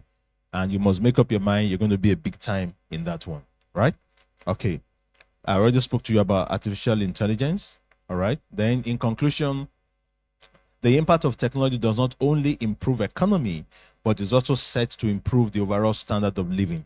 So think about the smart city, a time where you can, continue to do more things. You already about devices, and that's one of the reasons why you must embrace a lot of technology and connectivity. This is very important. The good thing brought by technology in business and world has also influenced the living of every individual and society that we belong to. So with that note, I want to say thank you for listening. I hope I've been able to invoke your thoughts around the positive impact of technology and a whole lot of things. So I'll take some questions if the organizer permits. Yes. Right? Okay, thank you for your kindness. All right. For as many that have questions, kindly. I know as many no might mean question everybody. means that I've been a very dull speaker. But I'm already seeing hands up. So we're going to work with 5 persons. I've gotten 1. Please. All right. I mean, if you know you don't want to speak up, you can easily write it in a sheet of paper. If some people don't want to speak up. But if you want to, all right. I've gotten 3 speakers. All right. Thank you very much, sir, for your... Thank you. What is the impact of regulatory functions on tech startups? Can they be, can they stand as an obstacle for tech startups today? Well, I think it's yes and no, and I'll tell you why it's a yes and why it's a no, right? So let me start with the why is a yes. Why is a yes is because in some industry, if you want to play there, the entry fee is quite high. Take, for example, if you want to develop like a financial payment gateway, all right, the amount you're expected to put down is probably 250 million on a whole lot of things. So a lot of startups find it difficult to do that, right? So there are ways we also speak with them to form alliance, and also be able to do that. But no, because you need those regulatory to protect your own entry. Because without the regulatories, the big giants will take over and there will be no space for you. So regulatory agencies, they stand for everyone, to ensure that there is no monopoly in the market. They ensure that things are done the way it should be done, and also they ensure, we have several regulatory agencies that we work with. The tax people, those are also regulatories, the NCC regulatory, the aviation, Federal Civil Authority aviation, to ensure that you don't put mast in the line of flight path, So regulators are important. They also governs the way you deliver your services to the market, because there are regulatories that regulate your environment and there are regulatories that regulate your products. All right.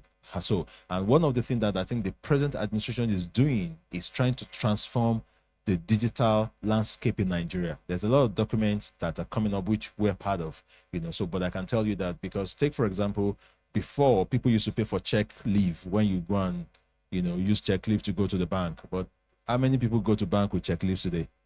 That's not anymore. So that money you pay for that is now what is the 50 naira that you pay for every time you do an online transfer. All right. So that's part of regulation to ensure that, you do all that. So regulatories, don't see them as obstacle, because the moment you see them as obstacle, you will fight them. And it's not in your interest to fight them. You cannot win a fight with a regulatory agency. No matter how big you are, they will bring you down. That's a word of wisdom. All right? You can't fight the government. You lose. When you go to court, who is there? Who put the chief judge there? So. All right. Thank you very much. Yeah. I have the next question here, sir. Yeah. Thank you, sir. My question is, you talked about AI. Yes. Do we have AI in Nigeria? 1. 2, you also mentioned AI will be taking jobs. Is there a time frame we can see that? And then thirdly, I would like to know, can you shed light on the examples of AI that are currently available? Oh, a lot. First, take the banks. Most of their customer service, all those things you see, Choma, that they give names. Those are AI. Do you get it? All those Zenith Bank, GTB, most of those things that you see, talk to Chioma, talk to this one. Chioma is not a human being. Chioma is just the name they gave the AI so that you and I can embrace it, can be comfortable. Thank you. So if they call it, they gave it one technology name, you will run away from it. But when you hear Chioma, say, Chioma, okay.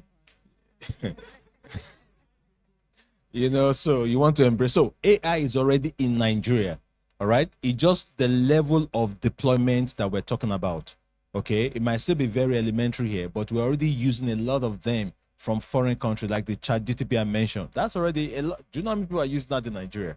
But I'm saying that we can also develop similar things that can be popular in what we do, all right? So AI is here, it's already taking jobs, right? So don't think that some people have lost their jobs because of AI already, and more are going to do, more are going to lose. It's not a prophecy, it is reality.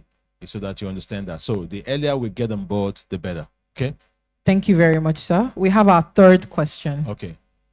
I have somebody in front who's being put up. Okay, thank you. Thank you very much. Your session was very insightful. Thank you. The question I have is on agriculture.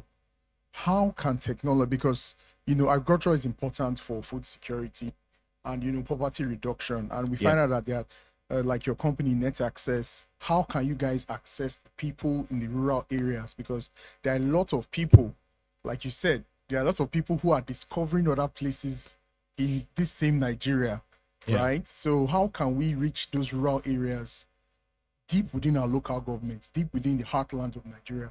How can we reach them and empower them with technology? That's okay. Thank you very much for that. So you can't do it alone, because remember, governance is not just you; it also involves the government, and there are people that are also responsible for those local government. Because whatever you are doing, you are not a non-profit organization, right? You need a bit of profit to continue. So what you do is first. So let's assume you want to reach out to Niger State. You would definitely need either the government of Niger State or a local government there, or someone who has interest in Niger State to work with you, right? Because the farmers might not be able to pay for what technology you want to deploy there. So it's a collaboration between government and the organization. That's why I said, don't fight the regulatory agency, because part of their mandate is to reach those areas. Like the distinguished gentleman from NIMSI told us that they went to the refugee camp and they were able to do that. So imagine you partnering with NIMSI to go there and identity. I'm sure they will have done that rather than them going alone if somebody has given them a good proposal on that. So in reaching out to the rural communities, we need to work with the government, particularly because of security in the present Nigeria. So that's how it is. And that's why you find out that the reluctance of the governments of that land can delay technology adoption in that place. And that's why some states are more advanced than others, but they are potential for the future, because those governments or governors, they have no choice but to adopt technology. It's just a matter of time, because if they don't, it will swipe them out. Yeah, it's just the way it is. All right. All right, thank you very much, sir. So we have our fourth question, yeah? We said we're going to take 5 questions, and I see a lot of persons raising their hands already. I'll give you papers to write down your questions so we can give them to him to answer later on. But for now, let's just take the 4th question, then the 5th person. Thank you. Good afternoon, sir. Good afternoon. Thank you for your section, sir. Thank you so much. All right, my question is, okay, on the AI level, our company, just where I work right recently, with Awari, we just launched the Nigeria large language model. Sorry? Large language model. Large language. Yeah, so the app is online right now. It's called Langizi. Okay. So in partnership with the NK, that's Nigeria Artificial Intelligence and Robotics in Nigeria. Fantastic. All right, so in AI industry in Nigeria, how can it be impactful in our education sector? Because we find out that in the north, most of them don't really understand even English. They're only taught in their typical language. How can AI be impactful in that sector, sir? Okay, so thanks for that. I think you're already on the right path, all right? So the first thing is to have a product, which is what you said you already have. So now is to then make that product accessible and available to the people there, all right? I have a group of people, I'm teaching Spanish, right? And that's because I have a mission to Spanish country that I do. And then language was a barrier, right? So what I did was, first of all, we normally use Google, okay, to do translation and all that one. But I realized that we needed to do more. So I got a physical person.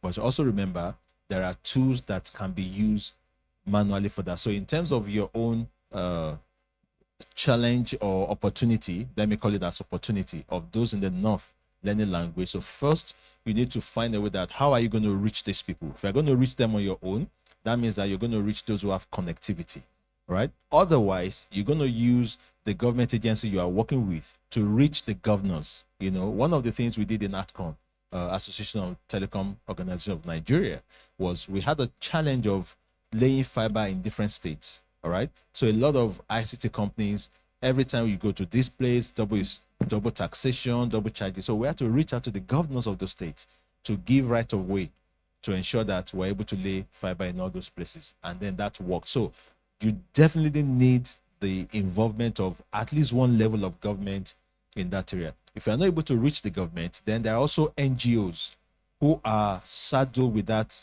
opportunity or responsibility. Like you heard from the NIPSI spokesperson earlier on of the United Nations organization that wanted to do this palliative measure, but they just needed to eat the recipient. So you also can look at something like that and say, in this space that I'm playing, who are the people that are involved in non-government agency, reaching out to people, humanitarian activities, and then work with them because they have funding and then you have the solution. So you come together to form a partnership. So that's what you need to do. So of course, the more you automate your own process, the better, because once you have that access, then you begin to automate your process so that those that you are reaching can then continue to reach you without going back and forth for other funding. So you use the funding to establish the access and then you continue with that. All right. Did I answer your question? All right. Thank you. Thank you very much, sir. So the fifth person, if you have questions written in the paper, kindly give it to the lady standing over there. Then I would pick from one of those questions to ask the last question for Mr. Thank you so very much, sir. Thank you, sir. I mean, digging into your very rich presentation, and of course, its context. I see in the room here people of diverse disciplines. Yes. I'm sure in here you probably will see people in the medicine. You have people in marketing, accounting, and so on. And I think I would like you to perhaps share that insight that everyone here is actually a stakeholder in artificial intelligence. Yeah. Because I heard the question that says, is AI in Nigeria?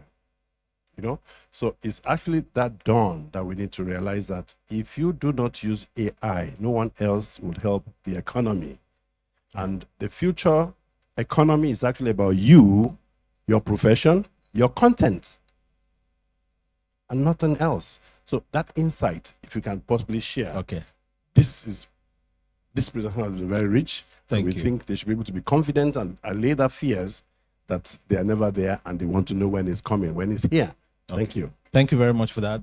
I think he's already given the answer to some of the things he spoke about because whether you like it or not, is already here. You see? So if you look at marketing, you look at sales, remember I told you earlier on, it's all about identifying the processes. So if I want to buy something from your shop, what do? I come to your shop, I look at the product, I look at it, then I ask someone, how much is it? All right? Now, so basically what AI is doing, AI is just what you call artificial intelligence. So you pick the human intelligence, you document it, and then you automate it. All right? So that when you come in to query, after you see the product, then you say, how much is it? A machine can answer you because you already pre-recorded that answer. All right? Because you also have your text to speech, tools that can do that. So it just simply answers you is 20,000 naira. Now there's no human being there. So what has that done? You don't need a sales agent. So this work of a sales girl is gone because I can then sell this online and have an interactive session. So that's basically what it is. So instead of you having just a static website, now you have an interactive website that somebody is talking to someone. And that somebody's talking to someone is not a human being. So whether you call at 9 p.m., 2 a.m., or 3 a.m., your product is available and you can sell. So AI is here, my beloved brothers and sisters. Embrace it. You fight it, it will leave you behind. You embrace it, it will put a crown of honor on your head. All right. Thank you very much for listening. All right. Thank you very much. So we have 2 questions, but amongst both, I'm going to pick one if I'm allowed to, sir, respectively. You are in charge. All right. All right. So as regards to agri-tech, how can this be deployed to help farmers increase productivity, and how can a tech startup thrive in this sector due to the ongoing crisis in the Northeast? Okay, so let's look at the role that technology will play in farming. All right. First, apart from the GMO, which you also have to be a bit wise about, because some are good, some are bad, depending on where you're coming from. All right. Okay. Now, first, the bad part of it is that it takes away all the seed. So some people will monopolize the seed selling. You understand what's going on globally, all right? But let's leave that for another day. But then let's talk about the production itself. Now you've produced you produce your products. Now think about documentation, think about inventory, think about preservation. Now all those normal process that will have been done manually, you can then begin to automate those processes. All right. Now, not only do you do that, then that will then enable you that the farmer that is in one remote village that you will not have known, you can then know what he has. So if you are into selling of food items, you can then easily know that, oh, I want to buy 10 trucks of yam. All right. Farmer A in so and so has one. Farmer B has one. Farmer C has this one. So it also helps you to know the availability of the product, because a lot of problems is that these farmers in rural communities, they have this product, but to make it available in the urban society or the urban setting is the problem, because nobody knows. For example, now, if I asked you, do you know the farmer that is one village in Shagamu? You don't know. But imagine if that farmer has access to a platform that can help him advertise his product. Suddenly you and I know that we can pick it up from there. So just think about that whole process. Because I can stand here and talk till tomorrow about how you can automate agriculture. But the most important thing I want you to get is that the thinking process. Anything you do manually, you can automate.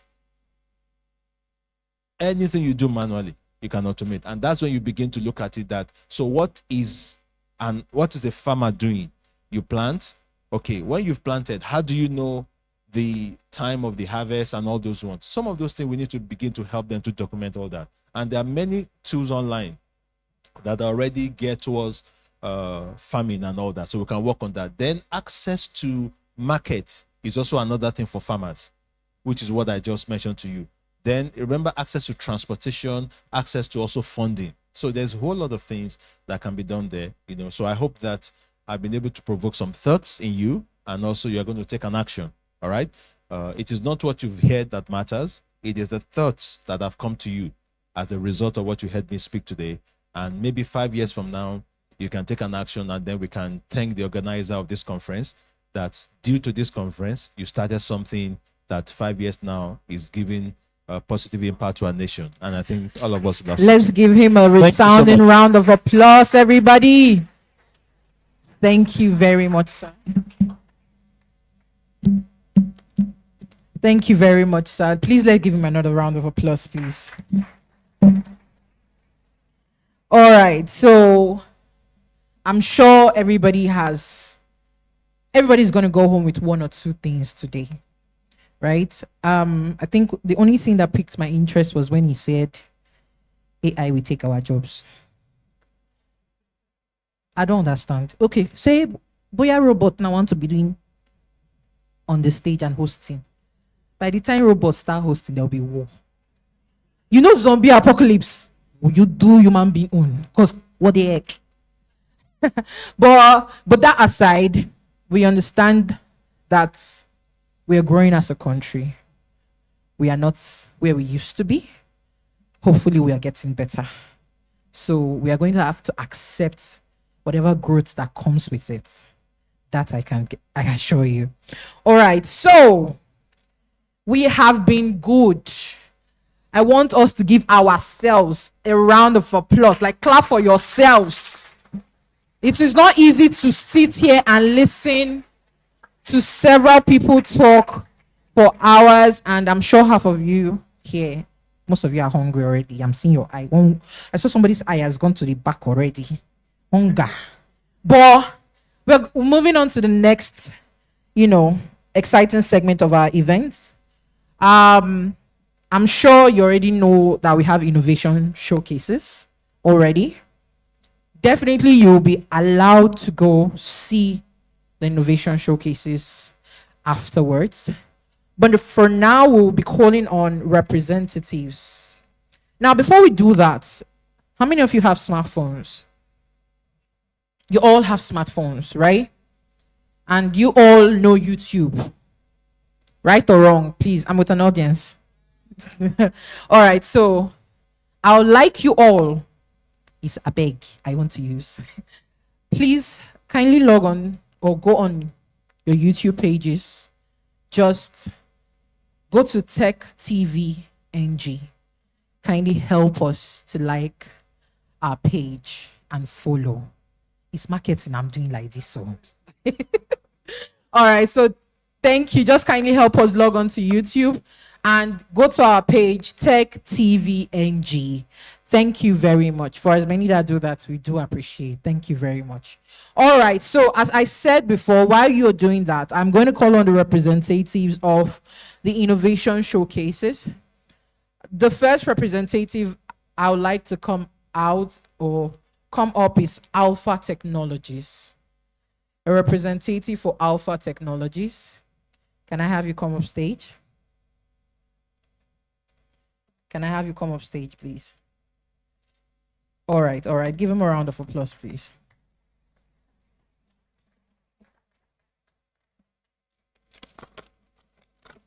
So he's not going to take much of your time. He's just going to, tell us one or two things. Thank you very much. Thank you very much. Good afternoon, everyone. Thank you for, first of all, let's put a round of applause for Titans of Tech for putting this wonderful service together. So my name is Dapo Popola. I serve as the commercial manager for Alpha Technologies. I know you've seen our banners around. So what we do at Alpha Technologies, what we do basically at Alpha Technologies is our business is to make your business unforgettable. Our business is to put your business out there and make your customers or public reach you very easily. So next slide, please.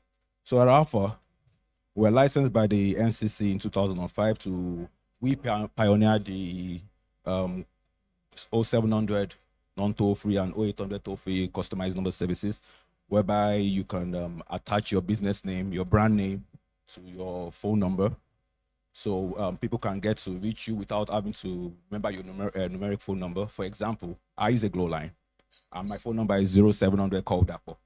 When you call the 0700 call Dapo, it routes on all the names I have marked behind the smart number. Thereby, you can just dial once and it connects to all your calls. So next slide, please. So at Alpha Technologies, our basic services is the smart number service. A smart number service is a telephone number where letters associated with the numbers or digits in the phone number spell a name or a word of value. For example, you say for the GT Bank, if you want to call the GT Bank contact center, you call the 0700 GT Connect. We have the 0700 call Alpha. We have the 0700 call DHL. So basically, your publics, if they need to reach you, they don't need to remember your numeric phone number, like I earlier said. All they need to know is recognize your brand name or your business name. And the way these numbers are, like from your keypad, you will notice that we have letters associated with numerals. So if I'm going to spell, for example, maybe we're calling the GT Bank GT Connect call center, we have the 0700 GT Connect. You will pick the letters that identify with the word you want to spell. For after the 0700, G is on the 4, T is on the 8, C is on 2, just like that, and you get across to the GT contact center. Same thing, we boast of having these services across all industries. We're in the telecommunications industries, we're in the financial industries. Our company boasts of a strong reputation as a pioneering provider for customized number services. These are some of our subscribers. For example, if you're going to reach Jumia, Jumia's phone number is 0706 million. For UBA on 2 platforms, we have the 0700 call UBA, 0800 call UBA, 0700 Nigerian BOEs. If you buy any Samsung product at all, what you see is the 0800 Samsung. So for any inquiries about you need to faulty about the product or services, these are some of our subscribers that are subscribed to the Alpha services. If you need to do business with any of these brands now, and you need to get their phone number, you have to go online, look for the phone number, look for Google, check how you can get access to these numbers. But with our special numbering services, all you need to do is just attach your name to your phone number. For example, Coca-Cola here now, we have the 0800 Coca-Cola toll-free number whereby you can reach any of these brands and do business with them. Next.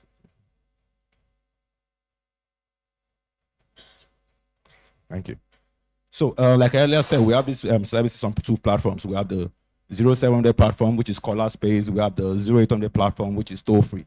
This is similar to the 1-800 numbers we have in the Western world, whereby you call, irrespective of, if you don't even have credit on your phone, you can get across to them. The 0700 service is the normal telephonic service we are all used to, whereby you make calls and you pay for these calls with your recharge card. But with the 0800, you don't need to have credit to make these calls. With 0 naira on your phone, you call the subscribers. That means the owner of the business is paying on behalf of you.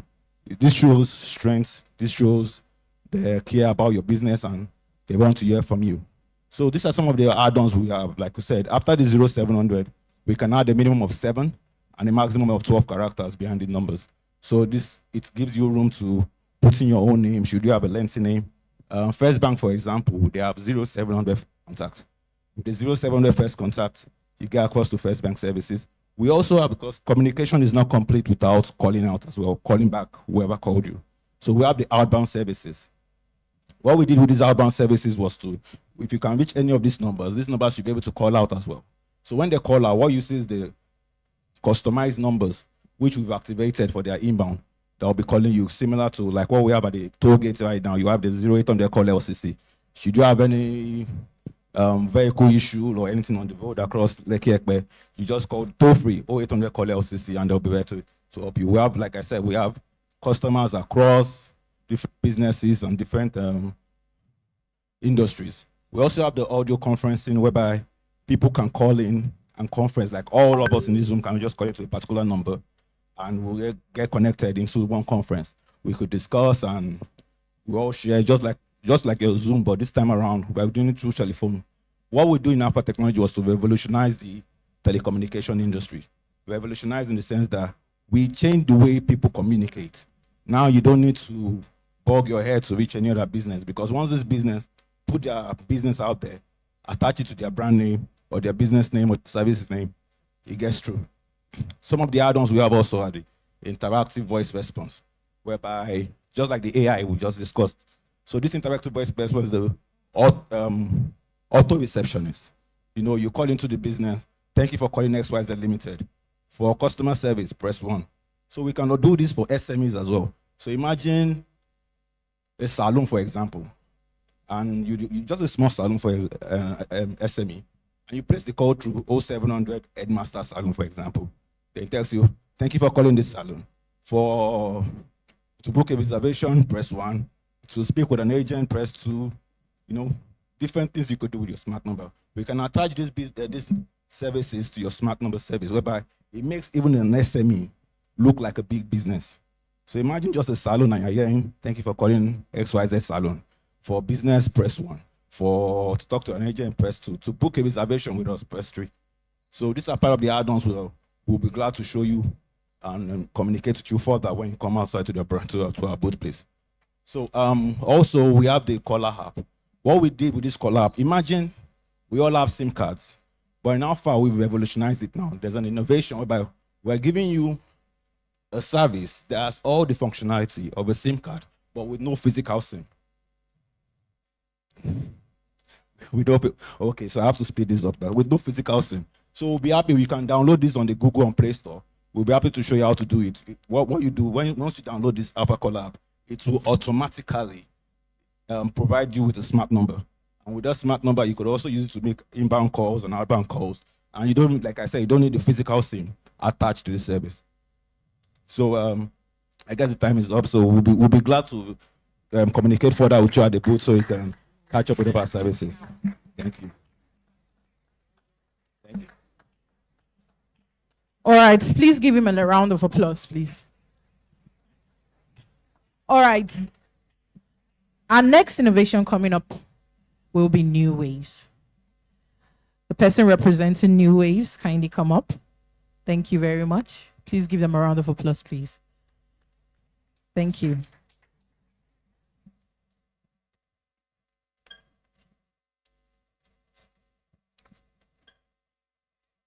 Good day, everyone.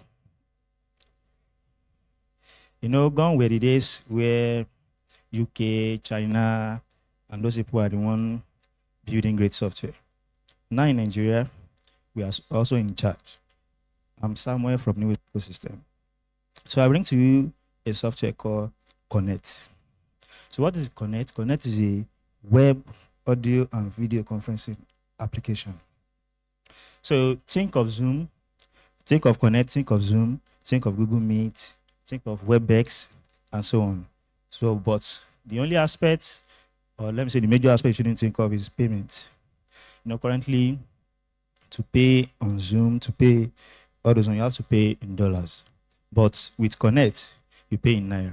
So you don't need to get a dollar card. You don't need to find all those ones. Thank you. So Connect is also built with tools that we need in Nigeria. So let me give an example. You know, in Nigeria, when you're having a meeting, there are some organization or group that you need to take attendance. And then the secretary, you have to be writing names of people. And sometimes some people left the meeting due to network, join back, secretary tired, just writing the name twice. But with Connect, you have auto attendance that can help you organize the list of people that are coming to the meeting, the time they join. And then if you wish to take a spot attendance, you can use Connect to take that. You want to take attendance of people in the meeting now, Connect will take it for you. So that's an example of what Connect does, tailoring to Nigeria market. So we also have branding. With Connect, you can change our logo to your own. You can change the logo to maybe people you are partnering with. Maybe let's assume New Ways is meeting with GTB. You can put the logo of GTB and New Ways together and put it on the meeting room. So as soon as they join, they'll be seeing the logo, their logo in the room. So just making it comfortable for everyone joining. So we also know that, you know, we always say all works without play make Jack a dull boy. So Connect also, we also be that in mind of providing e-cinema feature. You know, we talk about work. Now we are talking about something you can flex with your friends, with your team, with your family. So for example, like Engineer Williams now, his children are scattered abroad. So Sundays, you just use that evening to connect together. You drop the meeting link, the meeting link for everybody. They join, and then just pick a particular movie, drop it in the box, and everybody starts watching the movie together. We react, talk, and so on. And everybody enjoy themselves. At the end of the whole video, everyone talk about the moral lesson of the video, and then that's all. Like this is bringing people together, even though they are not together. All right, so I've talked about the present for some minutes, so let's talk about the future now. So we are talking about tech for good. In what is Connect doing? What are we projecting for tech for good? So we're also following the trending of the AI. So we look at it that what can we do with AI? So and what we look at or we plan to do is something that's economical, business, and educational sector. We are looking at solving a particular problem, which is communication barrier. So how do we intend to solve this? We are solving it by making it possible for a Chinese man, a typical Chinese man, to interact with a Nigerian person. We know that a Chinese man always speaks Chinese language. We don't know it. We need an interpreter before you can do a business transaction with them. But with Connect, that person is speaking in Chinese, it's translated to English on your own screen, and you are speaking English, it's translated to Chinese on his own screen. So eliminating barriers and needing for interpreters before you can make business transactions and any other thing.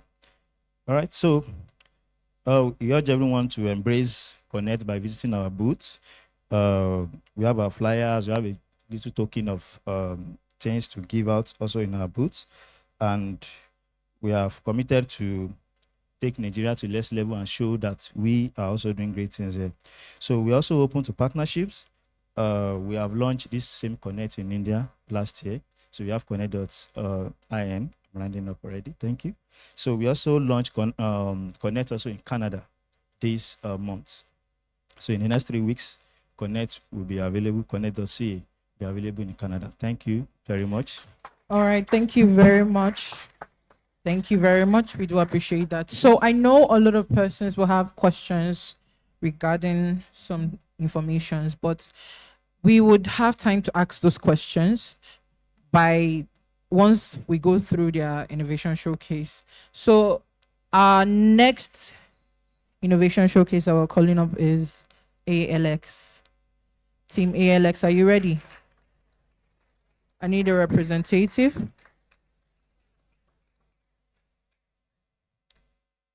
Are you ready? They're not. All right. If they're not ready, then we go to Zoracom. A representative from Zoracom. Thank you very much. Please give them a round of applause, please.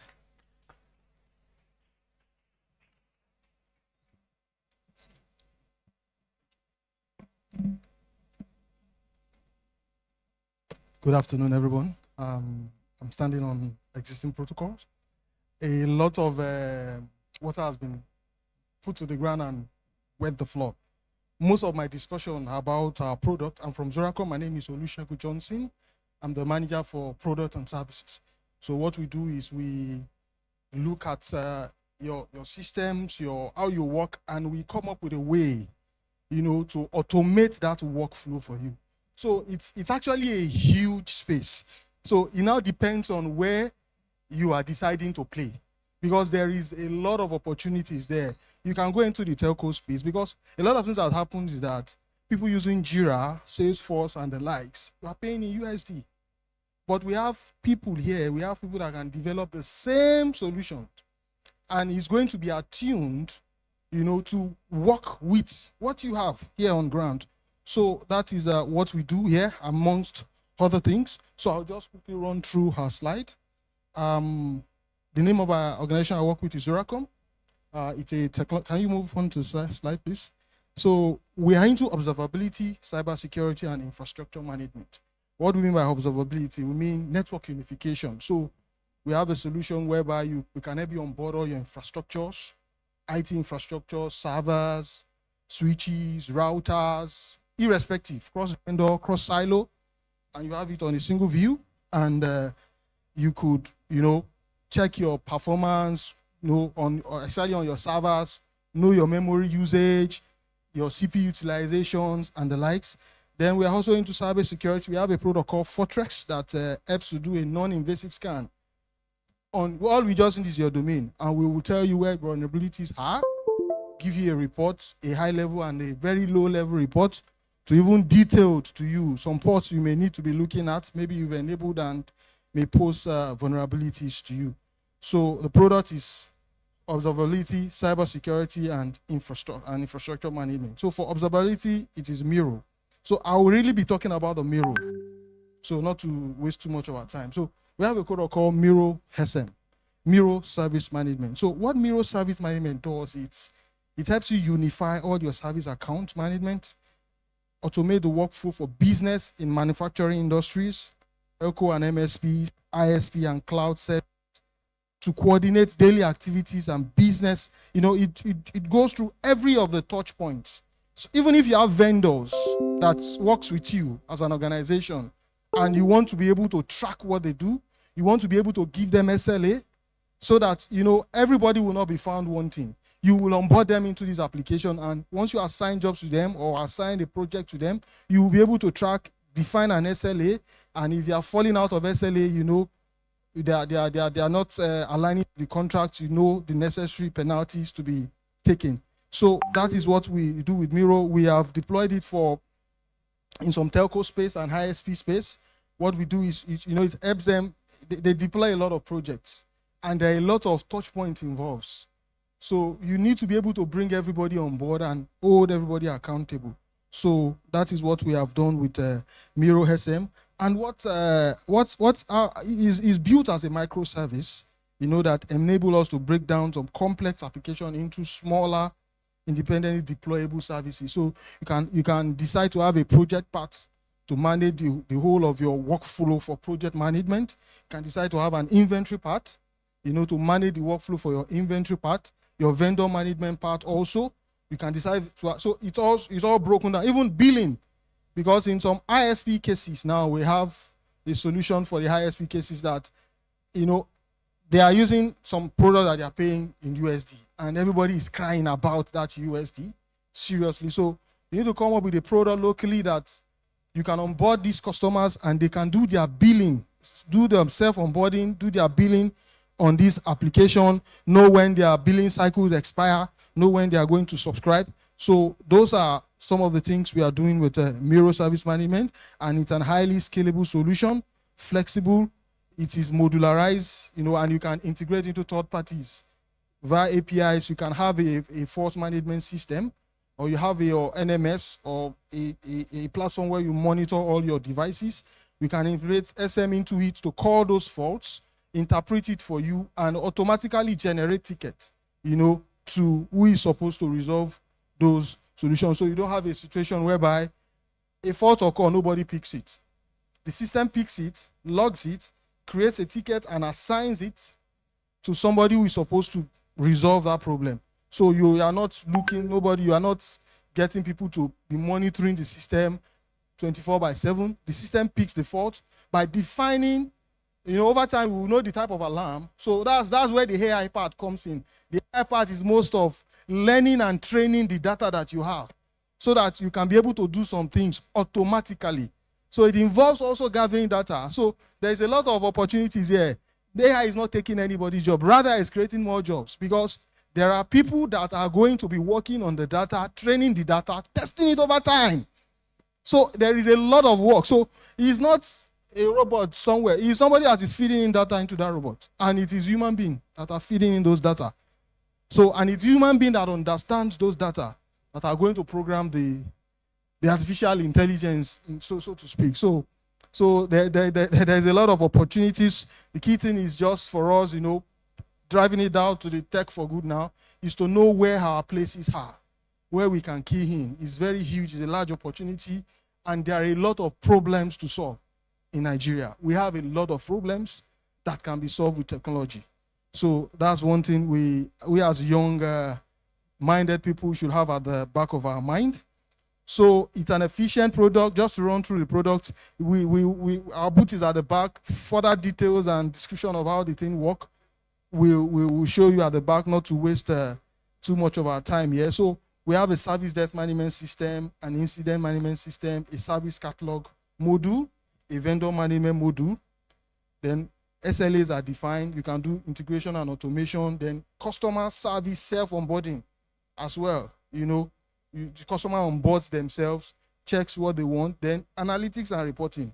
So that's what we do with it. You can go forward. We have a brief of so it's more of a proprietary solution. So it's opened, but there are cases whereby we may need to, make some tweaks to work for you, for specifics. So that's what we do at Zuracom, and amongst other things. So our booth is just at the exhibition stand there. Visit us and let us have some further discussion and take it forward from there. Thank you very much for your time. All right, thank you very much. Please give them a round of applause, please. All right. We are doing very, very well. We're doing well. All right, so next on the agenda is very simple. This is just to stretch our legs a bit, right? I've already seen somebody smiling. I do again, but we'll be taking photos. All right, some of our distinguished speakers are going, and we want to have this memory kept. So we would like each and every one of you, this is where we'll be using to take the photos. We can't. If you want to come on stage, I don't know how many persons can do that all together, but let me ask. Okay, he's not around. All right, so we'll be taking photos with first of Mr. Amos Emmanuel, Mr. Lekon Balogun, Mr. Alvin, and our NCC zonal coordinator. So please hold on.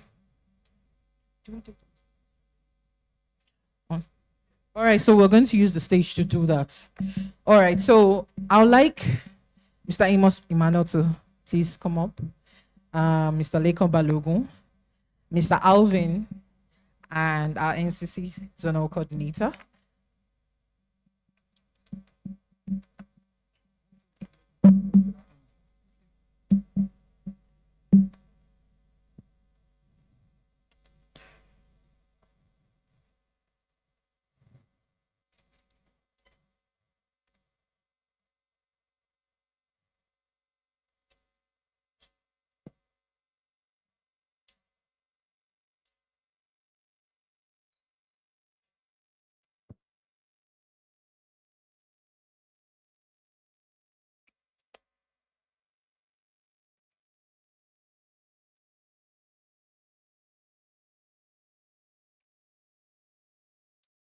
All right, so Mrs. Babajide Sheon, please, can you come up stage? Thank you very much. I do appreciate. All right. She's the marketing manager of ALX. Please give her a round of applause, please. She came in. Please, ma. Thank you very much, please. All right.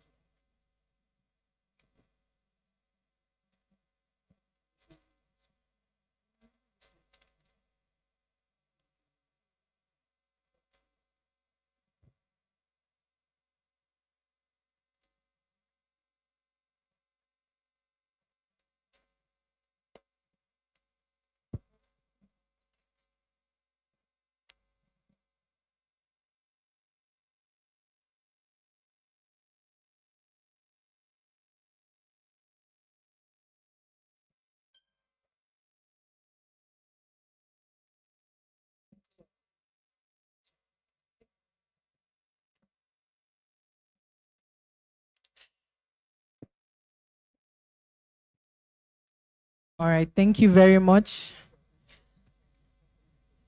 Mr. Tunji Jimo, thank you. Madam Sheon, we appreciate you. Mr. Alvin, Mr. Lekon, we do acknowledge your presence. All right. So,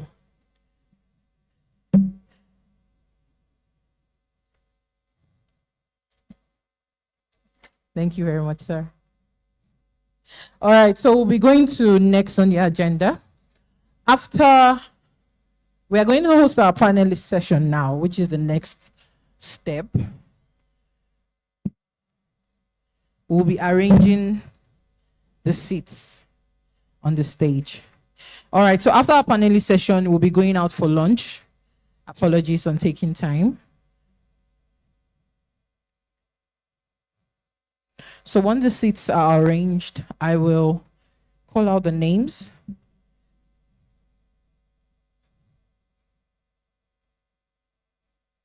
Please bear with us.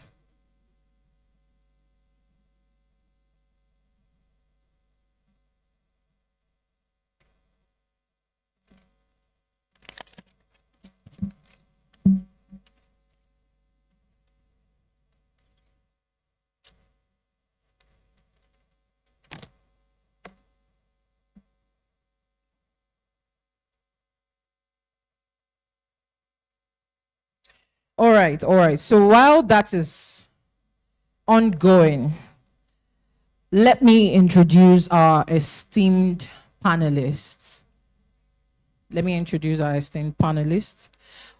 Who will bring a wealth of knowledge and experience to our discussion. So, Our first panelist member is Mr. Femi Williams, the CEO of New Waves. Femi is a visionary leader in the tech industry, known for his innovative approaches, strategic insight. Can we give Mr. Femi Williams a round of applause, please? Please give him a round of applause. Thank you very much. And next is Mr. Olawale Oeye. If I pronounced that correctly, please correct me if I'm wrong. The CEO of Cedarview Communications. Olawale is renowned for his expertise in communications technology and his contributions to advancing digital connectivity. Please, let's give him a round of applause, please. Okay, you're representing him. All right, please give him a round of applause. All right, next is Mr. Bidemi Olaya. I know this man. I know this man. I have been to an event where he has, All right, so Mr. Bidemi Olaya is the CEO of Ampersand High Technologies. Bidemi is a driving force in technological innovation. Like, he comes with all the energy, all the whole information at once. Please, let's give him a round of applause, please. All right, then our last but not the least is Mr. Jide Awe, if I pronounce the surname correctly, sir. Mr. Jide is the CEO of Jesus Source Systems. Jide brings a wealth of experience in IT systems and has been instrumental in shaping the tech landscape. All right. So to guide this session, before we move forward, we have our last. We need one more. Mr. Tinuade Oguntui. Mrs. All right, apologies. Mrs. Tinuade. Apologies. We need one more seat on stage, please. We need one more seat on stage. Thank you very much. Thank you very much. I think the female, should she stay on the right? Center.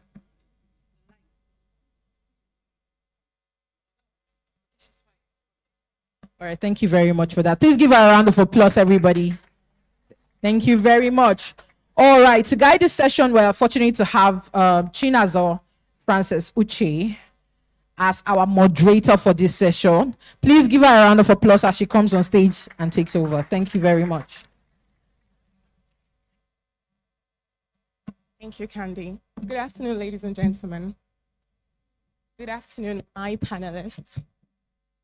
So we can all agree that technology has impacted the world in various ways, and it's almost impossible to imagine living in a world without technology. Thank you very much. All right, so I was saying, it's impossible to imagine living in a world without technology. Now, exempting the pure bliss that our phones, our cars, and our machineries give to us, we can agree that technology has improved communication, education, agriculture, healthcare, and even productivity of individuals. But we wonder if all of this is superficial. Is all of this just scratching the surface? Is there a deeper and a greater good that can be achieved through technology? So this is a question I'll be asking you, my panelists, and much more questions. And also, how can this come about? So the first question is, the theme for the event is Tech for Good. Now, what does that theme mean to you personally? So I'll start with the Queen amongst kings, Mrs. Tinuade Oguntui. What does that theme, Tech for Good, mean for you personally? Okay, thank you, everyone. Good afternoon to all my very senior colleagues in the room, contemporaries, and everyone that also come to join this meeting. I want to say a big thank you to Don Pedro for Titan of Tech. And my name is Tinuade Oguntui once again, and I work as a network infrastructure professional. At least I bring like over 13 years of experience to this game. I would say for me, Tech for Good is basically using technology to better the lot of human, because I have one of my mantras, I'm leaving this world better than I met it. So in any way I can help, I will surely do. And good, God now planted me in technology, which of course is happening. And I'll just give a very brief experience of how tech for good applies to me as a person. You know, when you apply tech for social good, environmental or economical. About 3 years ago, there was this project we did in my office. I work with Information Connectivity Solutions Limited, by the way, and I head the network department. And for the first time in the history of a particular village in Nigeria, they could make phone calls. And by the time we're done with our project, the chief of the village made the first call ever, right from his maybe courtroom, or, you know, I don't want to say his palace because I don't think chief sits in palace, but wherever he is with his villagers all around him. And he made that first call to my CEO while I was there because we were just waiting for the first call to go live. And he said, finally, he was almost crying. You could tell from the phone call. He said, finally, for the first time, I can make call from my own soil. And to me, that was not business as usual. Is going above beyond the call of duty to make the lives of others better. We live in the urban suburbs and you are very comfortable because you can go with your ATM cards to anywhere and use. Do you know we still have people in Nigeria that will submit their ATM card for a traveler to go and help them withdraw or do things? I mean, technology for good means to me that I'm putting smile on people's faces. Thank you. Thank you. So, Mr. Bidemi, I would like to know if you have the same point of view or if you have a different point of view on the concept tech for good. Well, good afternoon, everyone. My name is Bidemi Olaya. I believe so much in the positive change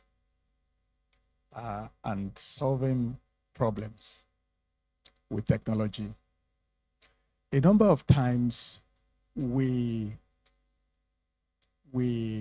blow the negativity of technology while running down the positive side of technology. So I cannot disagree with what she has said. Infrastructure. When you say technology, you start with what brought about the technology. So don't forget that today we call a lot of things AI. Everything is seated on something.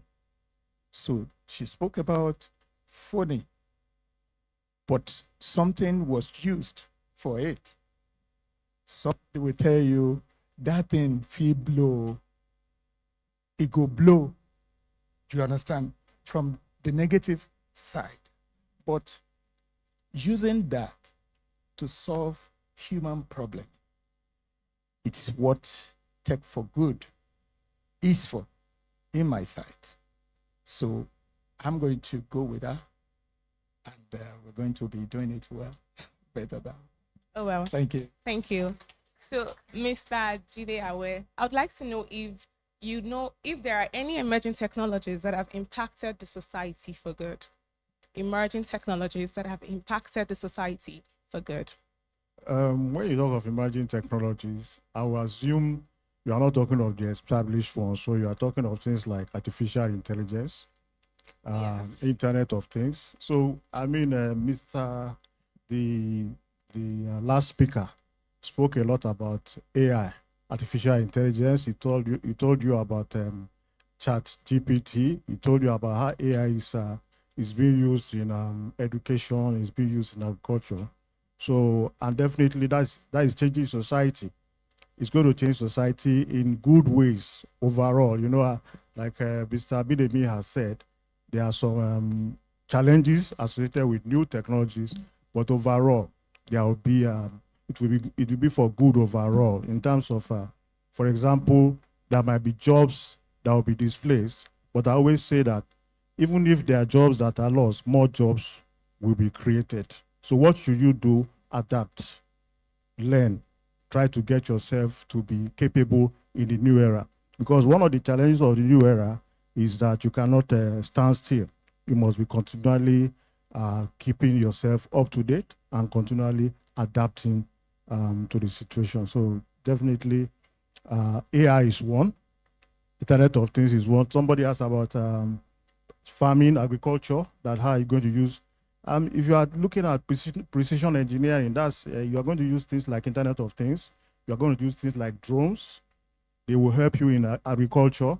So these are things that are changing. Right now, maybe the costs might be a bit high, but they are definitely going to come down. And then, of course, data too. So let me not talk too much, but definitely, thank you.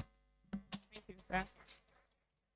Thank you. So, Mr. Femi Williams, I wonder if there are any more emerging technologies that you think would impact the society for good. Thank you very much. Good afternoon, everyone. So for me, there are more that we have to discover. There is still like agricultural sector. We have the weather forecast. We have to check the soil humidity, to check this and that, so maybe to predict and do some things. We have also people doing agriculture in the building overseas. So I still think there's still a lot of sector that technology has to take over in Nigeria majorly, because we have the technology are doing a lot of things in the agricultural sector and some other sector. So for me, there's still more and more areas that we need technology to work on for us. Thank you very much. So my next question goes to Mr. Emmanuel Adewale. He's the representative of Mr. Olawale Oweye, the CEO of Cedar View Communications Limited. So Mr. Emmanuel, my question is, how can organizations and individuals use tech for the good of society? All right. Good afternoon, everyone. Adewale Emmanuel. I want to introduce myself. I lead cloud and security solutions at Cedar View. And Mr. Oweye is not available at the moment, so I'm representing. So you asked, how can human beings and individuals, Organizations and individuals. Yeah. How can organizations and individuals use tech for the good of the society? Okay. So for me, I feel there's a fundamental place it starts from. Before people can begin to use tech for good, we need to even know what is available. Things are there because, okay, tech is there. Do we even know everything that is available? I think that starts from making people know about it. Public awareness is the first place. People can even get to know what they are talking about. What tech are you talking about? I need to know about it. Public awareness. Government has parts to play in that. Organizations have parts to play in that. Digital literacy is another one. People have parts to play themselves to know what is available before they can even start using it. You cannot use what you don't even know about. So I believe that's the first part. Yes, that's the first part, from place of people. For organizations, there's a part of digital literacy. Organizations have the part where, like in our company, we actually have sessions for NYSC core members where we train them on things that actually exist in tech. Like I think we've done it for like 2 years now. And the idea is to actually empower people, make sure people know, okay, this is the tech that is available.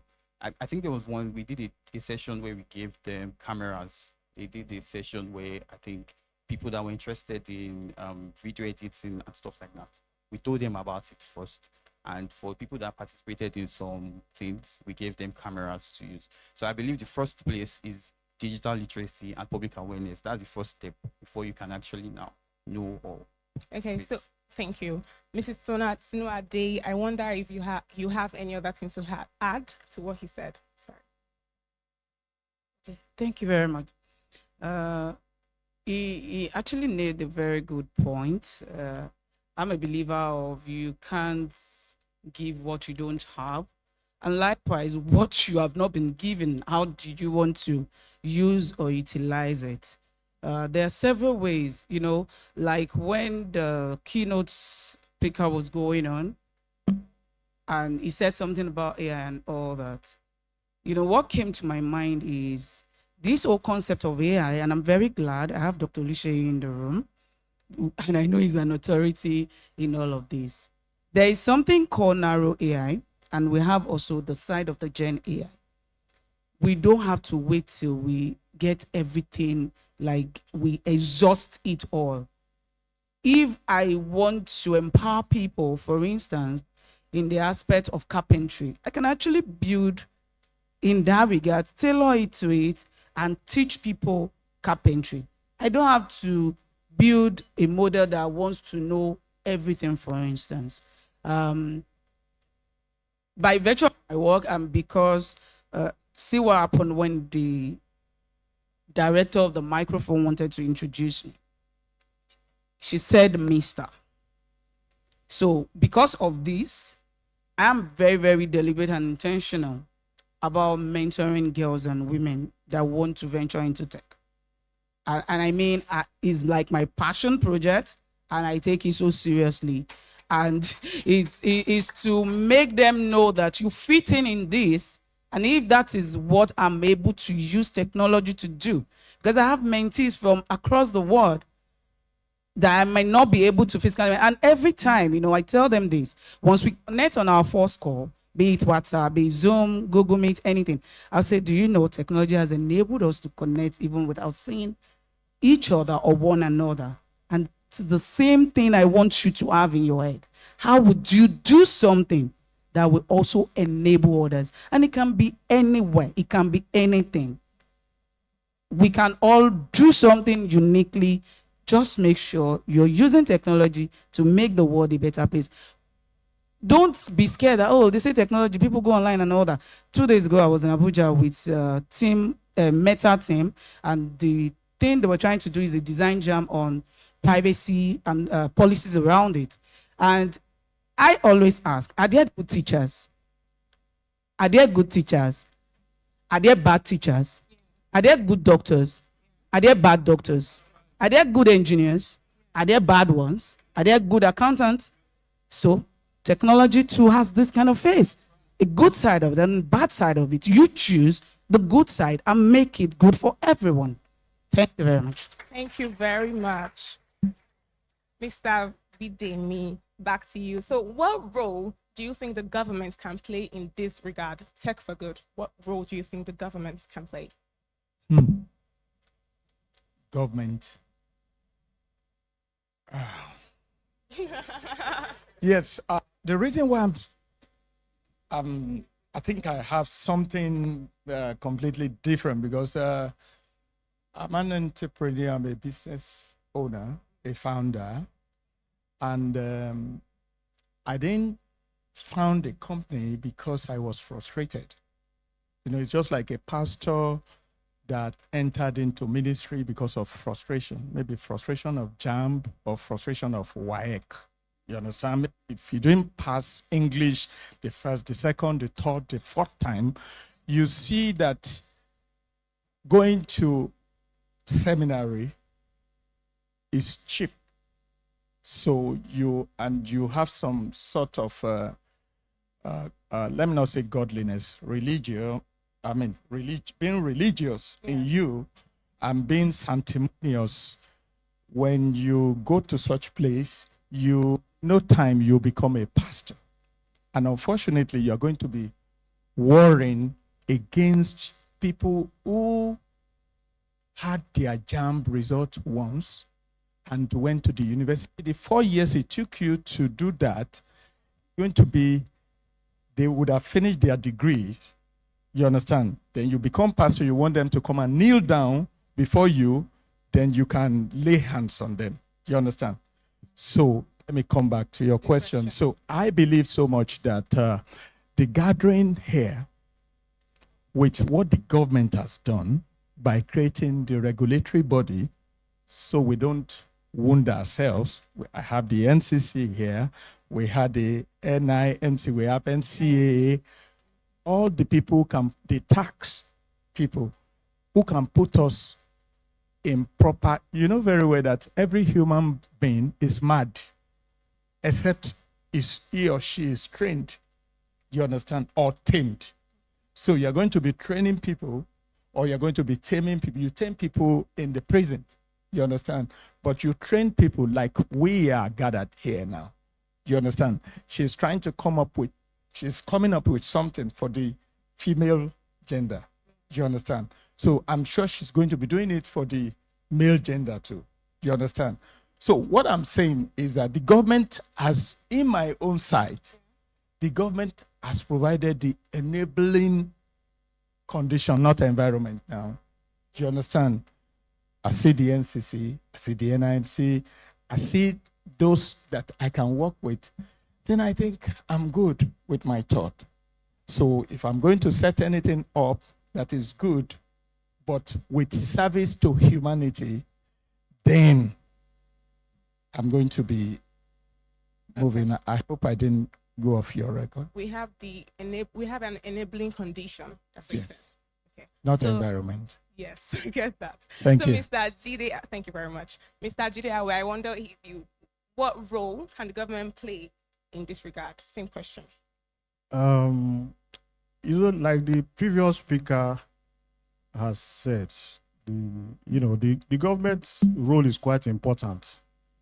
The government is the one that drives everything, and the previous speaker, Mr. Leko Balogun, I've been trying to remember his name. Yes, he talked about the fact that the government is the regulators. The regulators are government. They are so important, you can't go against them. So what does that mean? That means the government itself must be informed. The government itself must be innovative.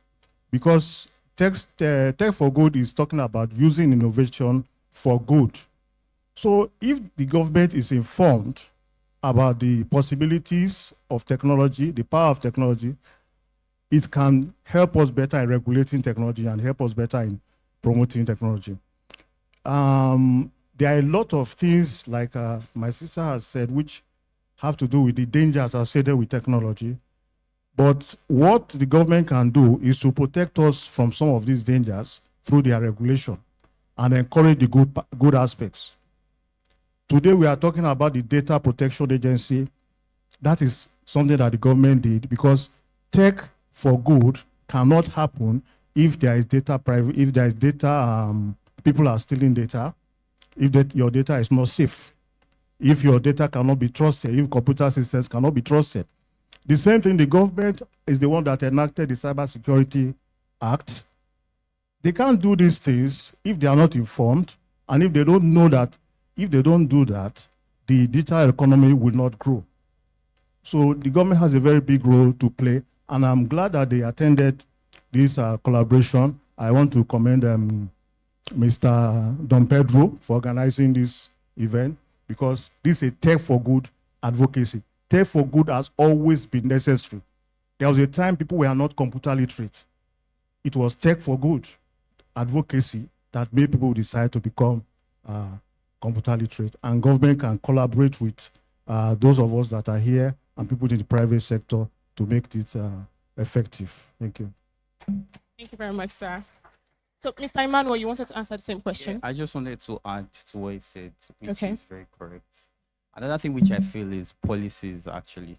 The government could actually enact policies. Let's talk of GSM. I think somebody mentioned GSM today. GSM, nobody had GSM in the first place. It was the past president, Mr. Olusegun Obasanjo, actually brought GSM to the country. And that was through effective policies, because obviously, how do you get it here? The government can help through policies. That's one of the places I'm coming from. And then I also think, like we said, we also even need to like foster a breeding ground, which he also spoke about. There's a breeding ground already, yes. But how can they make it, how can they put things like incentives? If government puts in like incentives, okay, maybe community-driven kind of training for people, or things to say, okay, people that have intentions, that have ideas, young startup founders, whatever, if they have incentives for them, that could also build a better breeding ground for such. Thank you. So this is the last question before we take questions from the audience. I'm still with you, Mr. Emmanuel. What role can youths play in Tech for Good? What role can youths play? Play, yes. Like I said earlier, it starts with you as the youth. It starts with your digital literacy. How do you want to get started? You want to know, like I said in the beginning, it's about what you know. You have to know what is even there. And it's as easy as going to YouTube, doing a YouTube search. I mean, we have to get ourselves involved in these things to even know what we are playing there. We need to know what tech is actually there. And we have to have interest. Like I said, incentives, can actually foster it. That's government helping youth. But youth, ideally, I think it's more about just the interest and digital literacy, basically, to me. Okay. So, Mr. Femi Williams, what measures should be taken to incorporate and encourage youth to participate in tech for good? What measures can be taken to encourage youth to participate in tech for good? All right, thank you. So the first thing I'm looking at is incubation. So I think government needs to look at a way of incubating these people. We have some people that are building softwares, but they just build it for a test or for a demo, but nobody to actually say, oh, what you have done is good. You need this and this resources to actually make it better. So we are having a lot of youths frustrated. Like one chatted me saying, he feel like knowing everything, but he's unable to know it. He's trying, he's frustrated, he's looking at others. So not because he's looking at some people doing it well, he also is doing it, but he felt like I want to be there, but nobody to help. And we know youths, as we have tech for good, we have tech for bad also, where people are using it in the wrong way. So people that are using it in a good way sometimes get frustrated because they earn lower and they tend to get more help than people using it for bad. So government needs to come in incubation and then awareness, like to make people aware. Doing something great out of Nigeria is very much good. So that's what I have to say for now. Thank you. So, Mr. Bidemi, what other measures do you think should be taken to encourage youth to participate? Okay. I'm going to be saying that we should encourage more of Dom Pedro. You understand? Yes. We should be intentional about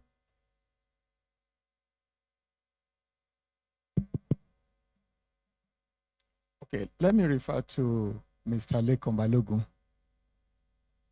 when he was speaking. Everybody is looking at how to make it, money. But unfortunately, we have forgotten about the painful road to making it. So we need to encourage people. We need to show them that they have value, and we need to give a reorientation as per evaluation system. I spoke with somebody before we started the program.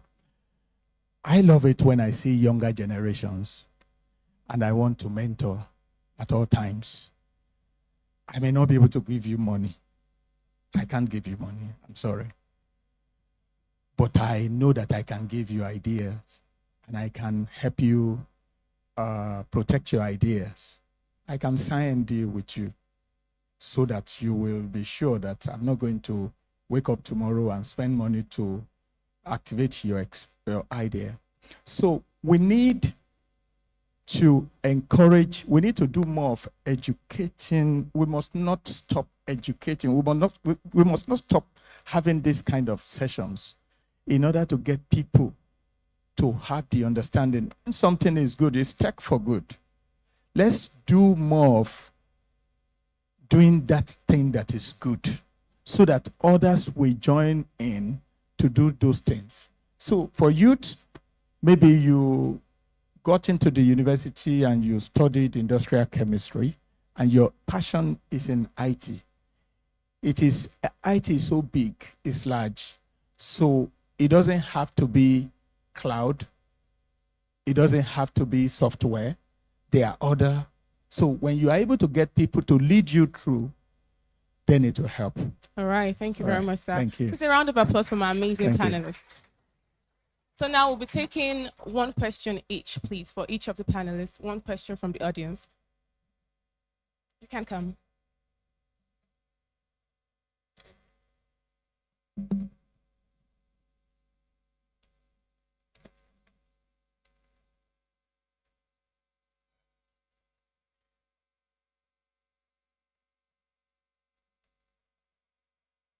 Good afternoon, all. I'm Salis Yusuf.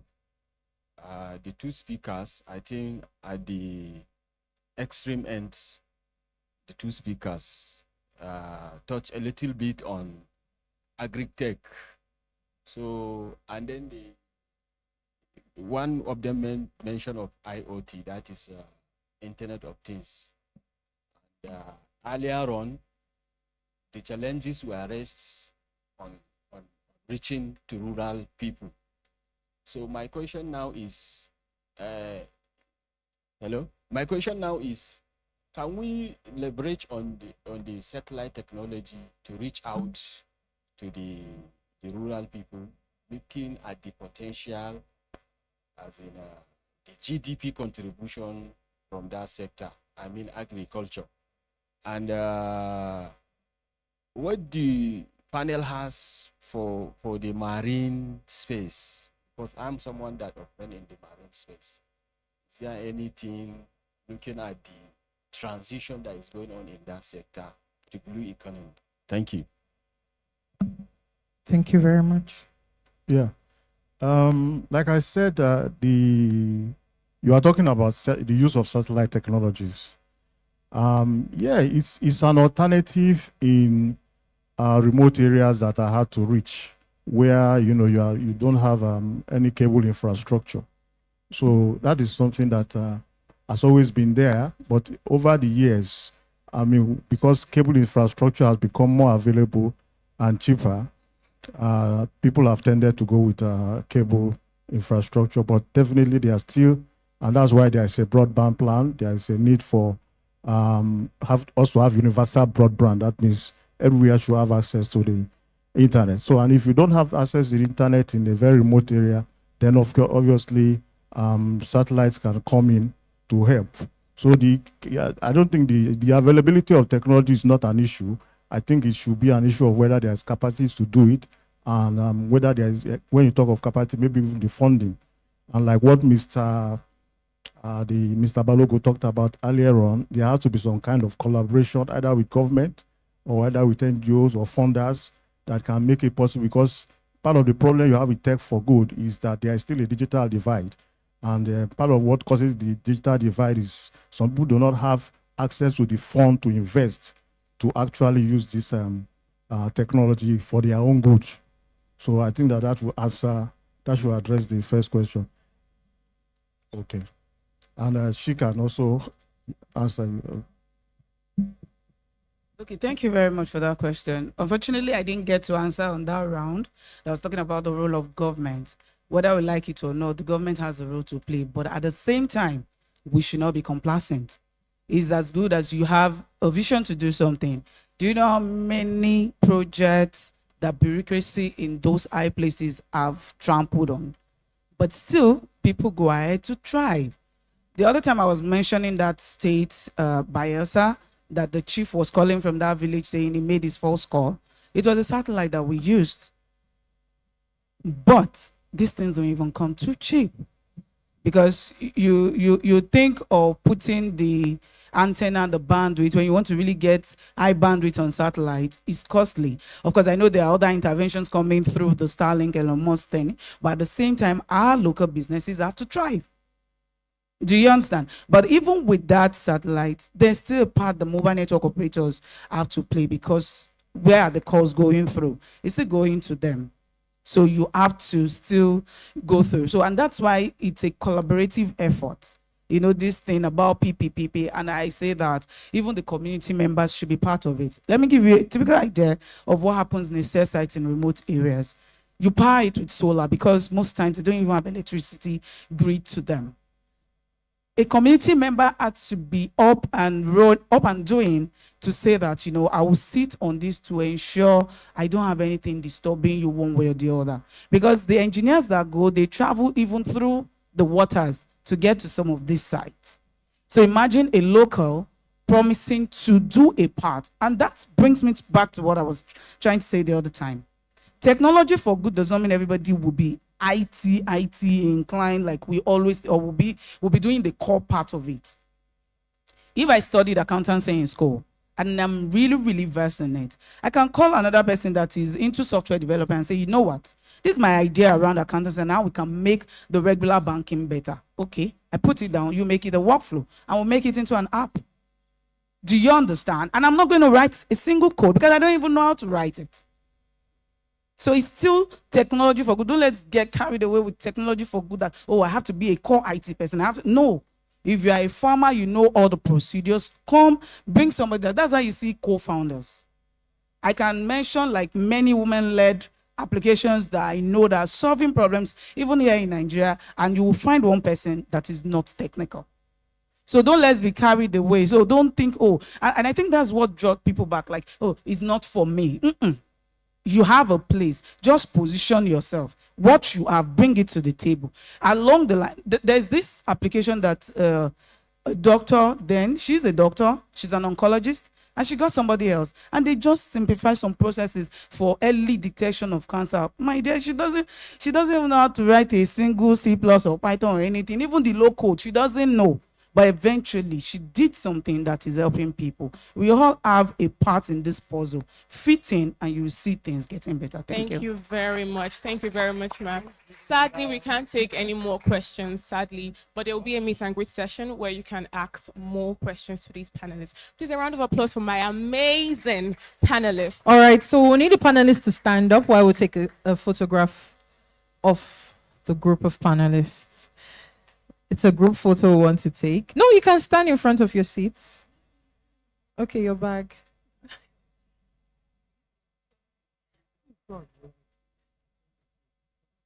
Okay, sorry. For the photographer, is the light affecting? Is the light a problem? All right.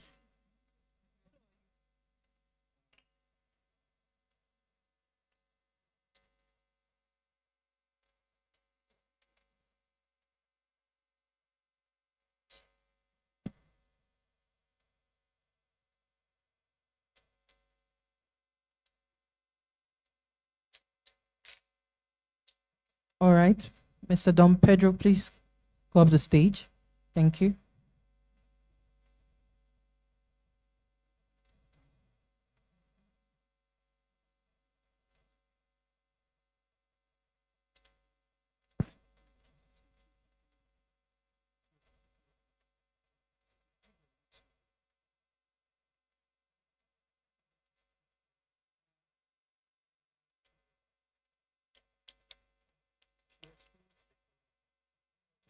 Thank you very much. Thank you very much, Mr. Jide. Thank you very much, Mr. Bidemi.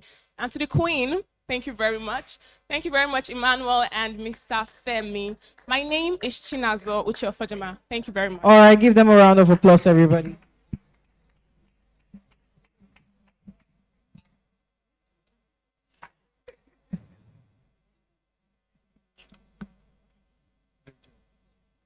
All right. So our time is fast spent, and I'm not going to rush anything, right? However, I will just go straight into calling the names of our honorable next panelists. I know we have great... I'm sorry. We want to just do this once and for all, then everybody goes out to have lunch and go through the innovative showcase, okay? We do apologize for that. All right, so like I said, I'm not going to go into the... I'm just going to go straight into the calling the next panelists. Yes, please. All right, so for our next panel session, we'll be dealing with the topic of AI, the hype and reality. So we'll be calling on Mr. Amos Emmanuel, founder, Innovation Bed Africa. He's the founder of Innovation Bed Africa. Please give him a round of applause, please. We'll be calling on Mr. Sheyi Akindiende. Did I pronounce that correctly? Apologies. So he's the founder of Hyperspace Technologies. We'll be calling on the next Mr. Chigozie Anyaso. Did I murder that? Anyaso. All right. He's the CEO of Uridian World Limited. Please, is he around? All right. Give him a round of applause, please. All right. We have Mr. Femi Kalejaye. He's the Chief Operating Officer of Polo. Give him a round of applause, please. And our final panelist, we have Miss Techie. So her name is Madam Toby Ayeni. Please give her a round of applause, please. She's one of, I don't know, I've been on YouTube and I've seen her. I've seen her work. Let me not go far. She will give you, the information needed. So please give them a round of applause, please, as we call on the moderator for this session, Mrs. Royal Ibe, Head ICT Desk and Leadership Newspaper. Please give her a round of applause. Thank you very much. Please have your seat up there.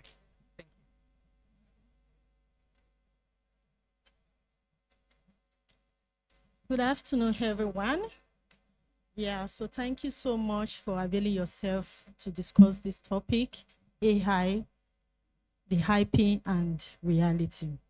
Yeah, so we've heard what the keynote speakers have said. AI has come to stay, and we heard NIPSI saying that they are leveraging on AI to ensure robust identity management system. But there are concerns raised here in the sense that AI has come to stay all our jobs.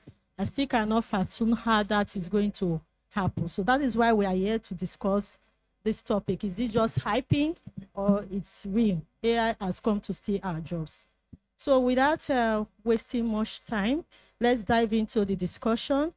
I would like us to first of all talk about what AI is in the way that the layman on the street will be able to understand. So let me start with Mr. Amos.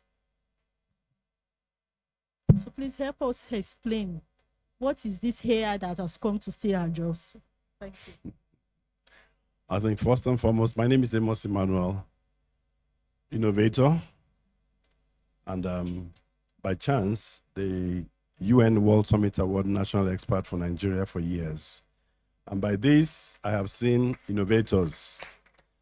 And as such, we care for innovators because whoever has been innovating in the past years is now challenged to begin to re-innovate because he has to leverage on global advancements on artificial intelligence.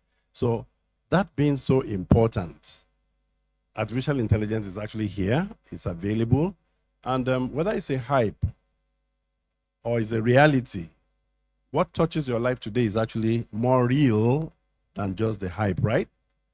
And here before us, we are seeing new jobs emerge.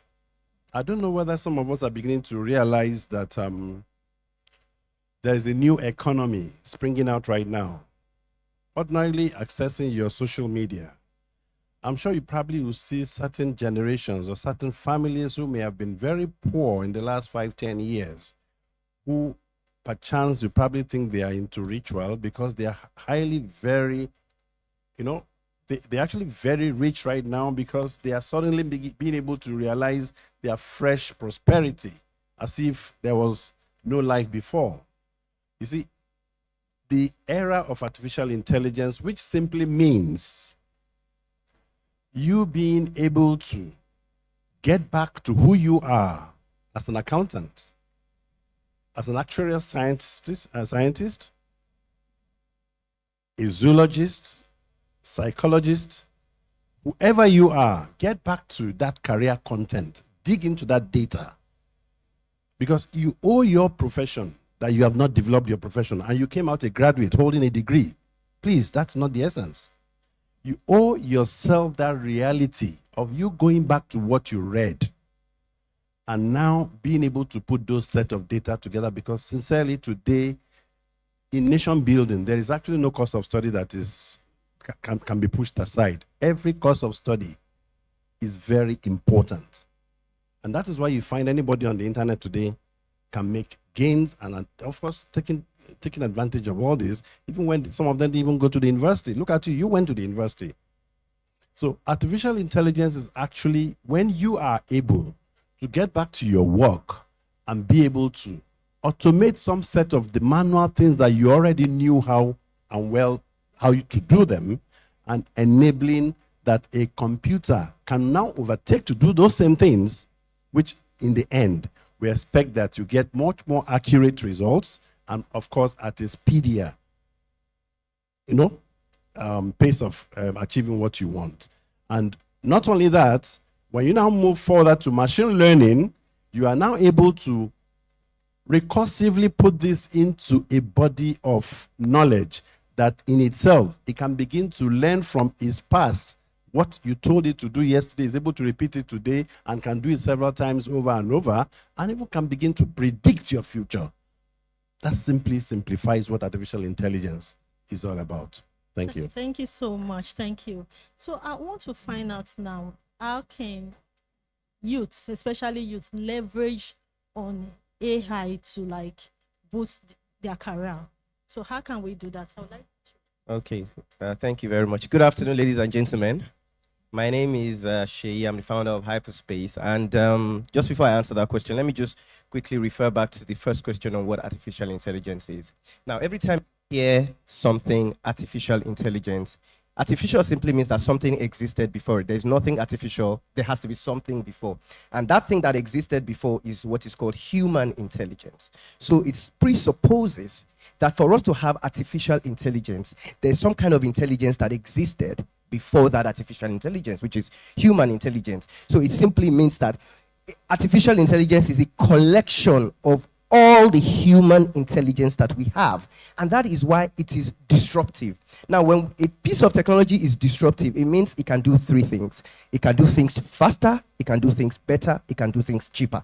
Every time you have a combination of that, you have disruptive technology. And if you think about everybody saying it will take our jobs, it will take our jobs, it is not here to take our jobs.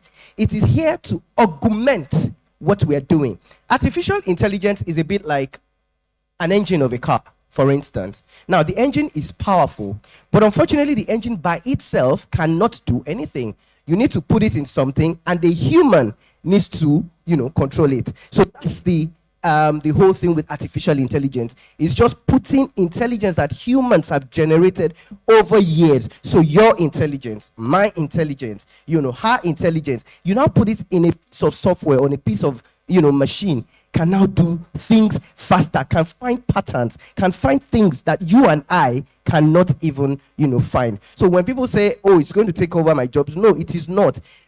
AI by itself, you as Mr. Amos said here, it is going to, if you're in accounting, now it is going to help you in your accounting functions a lot better. If you're a medical doctor, it is going to help you do things a lot better. If you're a lawyer, it's going to help you do things a lot better. That is simply what artificial intelligence is. It is disruptive, and it's just a bit like the internet. When people, when the internet came at the time, people thought, oh, I remember those days when you wanted to write a letter, you would have to write a letter, put it in an envelope, go to the post office and post it, and people thought, oh, it was going to take jobs away from, those people. And guess what happened? Post offices emerged into parcel services, so they started sending parcels. And guess what the internet brought about? It brought about everything we're talking about today. Without the internet, there's no cybersecurity. Without the internet, there's no cloud computing. Without the internet, there's even no software and hardware. So look at all the jobs that it created for us. Now, what AI is going to do is going to help you and I become, it's going to help us become a master of ourselves, just like the internet. I'm happy Mr. Tech is here.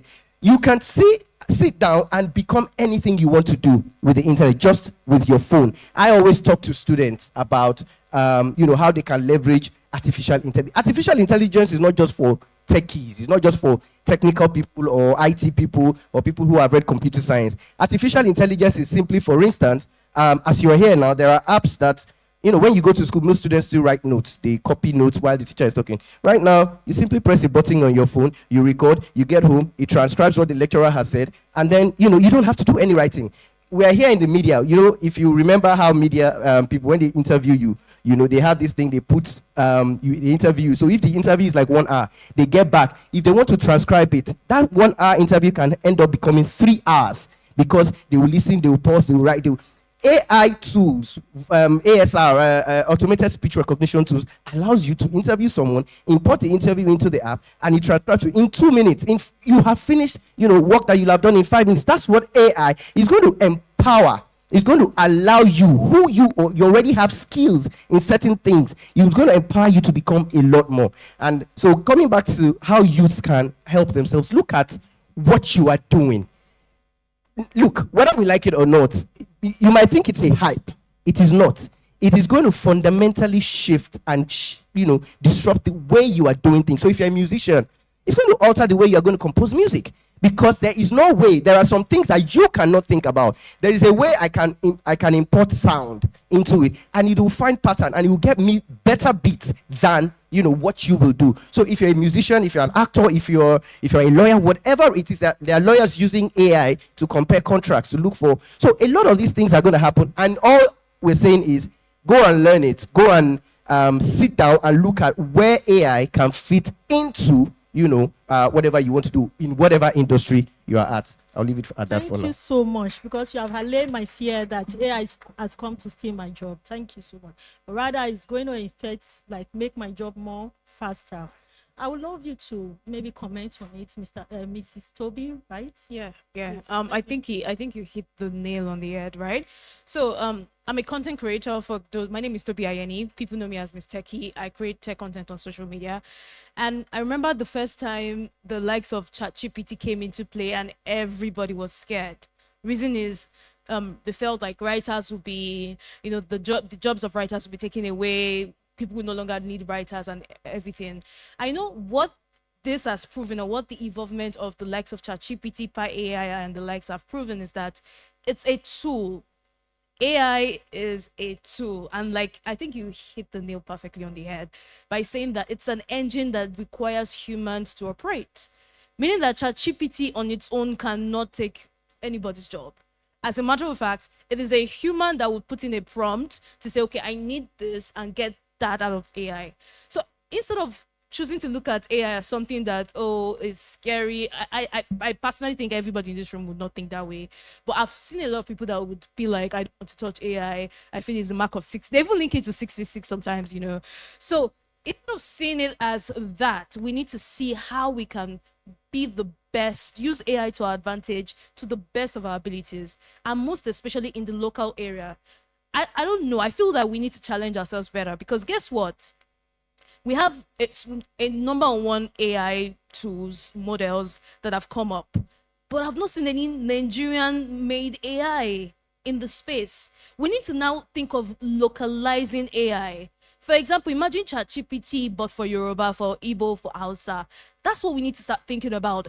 How to best use what we have, because it's here to stay, whether we like it or not. There's nobody that can change anything. AI is here to stay and is going to move forward. So instead of being, scared of the movement, I think what we as youth especially, we need to do is to start thinking of how we can be best at it using these tools. Personally, in my work, I use AI 99.5% of the time. The remaining 5% is just because so that it will look like, I'm putting in my input. Do you understand?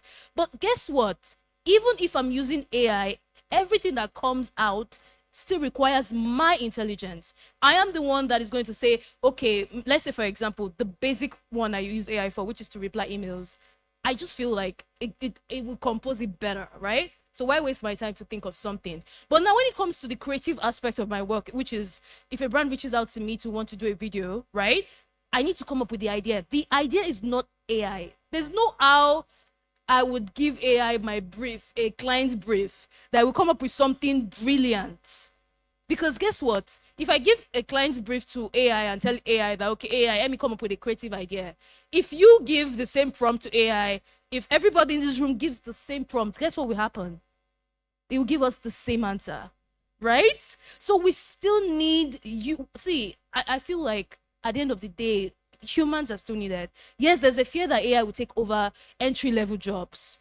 But that should be a challenge to us as humans. We need to look at it and say, okay, it means that this level that I'm on, I need to upskill fast. If I'm on an entry-level job skill, then I need to look for a way to better my skill, learn something that is more advanced, rather than being scared of it. I don't know if you answered the question, but yeah. Mrs. Toby, I share your sentiment. So let's go to the future now. Looking ahead, what are some potential future developments in AI that excites you the most? I would like Mr. Shigoze to respond to that. Thank you. All right. Good afternoon, everyone. I hope we're all together. Awesome. Yeah, my name is Chigoze Anyaso. I used to be head of engineering in Sterling Bank. I worked there for 14 years before I left. I've also touched base with AI, and I've come to take it that AI is here to stay, whether we like it or not. So it's something we must embrace. If not, you'll be relegated, and it'll be difficult for you to catch up. Now, back to your question, right? What are what we look ahead? Okay, so I'll break it in various ways. First and foremost, more financial inclusion with data, right? Let me explain. So today, for those that are not currently banked today, you're not in any banking institution, right? It becomes very difficult for you to get a loan, for example. I know in all these things, when we talk about AI, right, we should always remember that it's all about data. It's very important so that we don't make it sound mysterious. It's all about data. Now, those in the rural areas today, they have mobile phones, right? Yes, it might not be feature phones. Might be, the regular phones that you can't do beyond maybe making calls and receiving SMS. Are you with me? Now, they make calls on a daily basis, or they receive calls.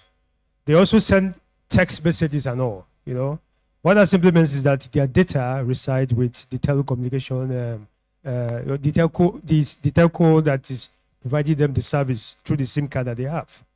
Now, it means that as a financial institution, for instance, I could leverage or work with or team up with the telco, right?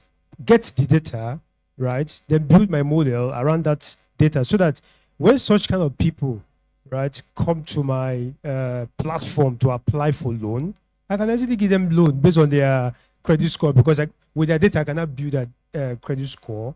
Automatically, I have included them into the financial space when it comes to lending. So that's one of the futuristic things I see, right? Because currently it's not happening. If you're not within the banking sector, you find it very difficult to get loan. I hope that answers your question.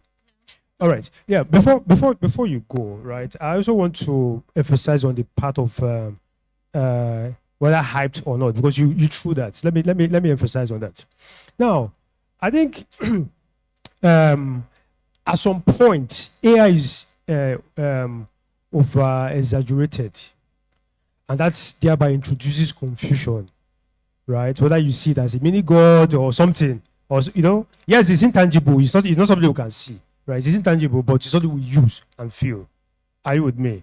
Let me paint an example. So if you remember in those days, right, many years ago, when we still have the likes of malware, I don't know for those that saw malware, if you know what I'm talking about, if you're inside malware, you see somebody saying that they have one drug that they sell, and they call it Gogo Ishe, right? They say this: if you have malaria, typhoid, stomach ache, eye problem, this drug is going to solve it, Then you see people rushing, give me 2, give me 5, people struggling to, in fact, fighting themselves to get that drug. And probably at the end, maybe it's vitamin C mixed with other kind of things inside of it. I get my point, because there's no single drug that can deal with all kinds of, exactly. Now, why did I bring that up? I use that to illustrate this exaggeration aspect of AI, right? It's specific. It solves specific problem. If it's in the banking sector, we're saying, yes, I remember when I was in banking, the loan team, right? We call them CAD, CAD, right? They will assess your credit, right, and ensure that you're eligible before they give you loan. And that takes like 2 weeks to process just one person's record, one customer, 2 weeks before you finally get loan. Now here comes AI infusion into it, meaning, all the data we have before in the past, right? What can we do with them? Use them to build a model. Now we are done with this model, right? How do you operationalize it? Okay, now convert it to API, set it up somewhere. Now have your application talk to that API.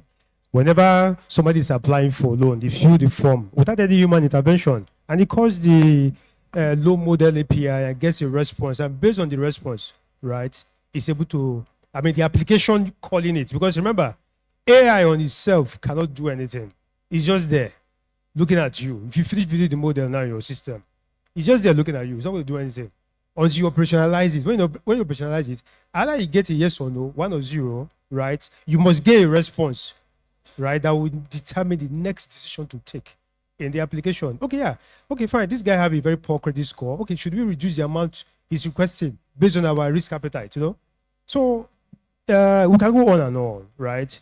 AI is being exaggerated, and that has thrown a lot of confusion, meaning that instead of you starting up a project, as small as it is, with your little idea around what you want to achieve with AI, right? You will just abandon it because you want to build one Voltron that you thought is going to solve any problem, and you end up not doing anything because you end up confusing yourself. Thank you. Thank you so much. Lastly, I would love Mr. Femi to just share his thoughts on this topic. All right, thank you so much. My name is Femi Kalejai. I'm the co-founder of Apollo Global. So I'll talk about the hype because they've talked about the benefits a lot. There's a big hype around AI, and we must be aware of it. And we must learn how to plug ourselves so that we can get the benefit of it. AI is actually a tool, and everybody must be able to use that tool. It helps to make your work better. What AI does is activity that requires human thinking. That aspect of computer science, which is AI, doing it for you. That's what it is typically. Now, in terms of technology and rollout of technology, most often for new technology that acts as, especially platforms, that act as disruption, there's always a hype around there. And I'll try and create that balance. We have the era of the .com.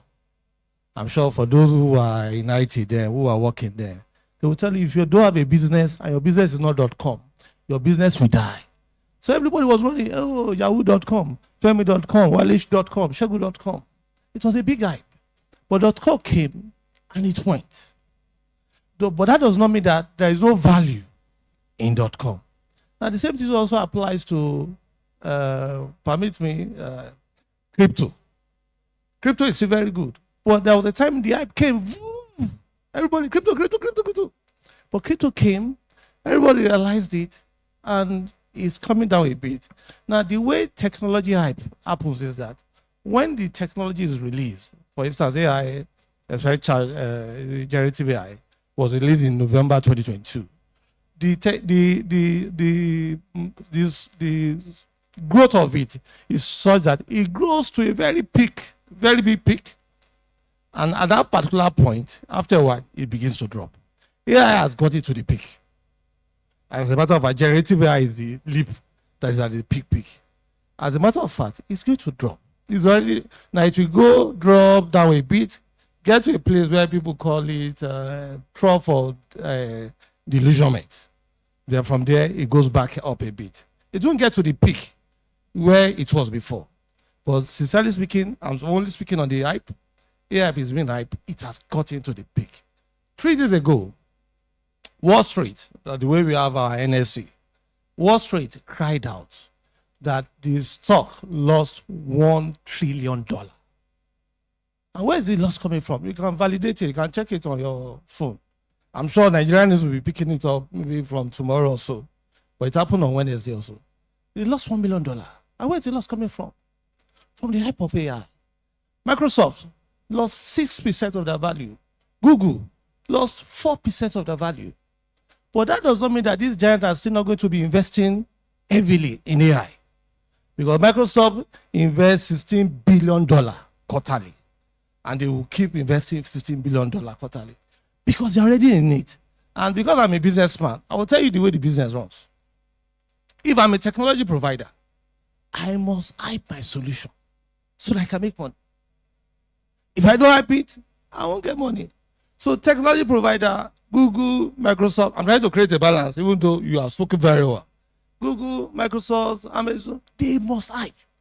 Now, the hype must increase in the next, between now and the next 2 months, because their stock is already crashing. If they don't hype it more, it will crash. It will come to, permit me, let me pick one Nigerian company. They will get to almost the same level, but just kidding.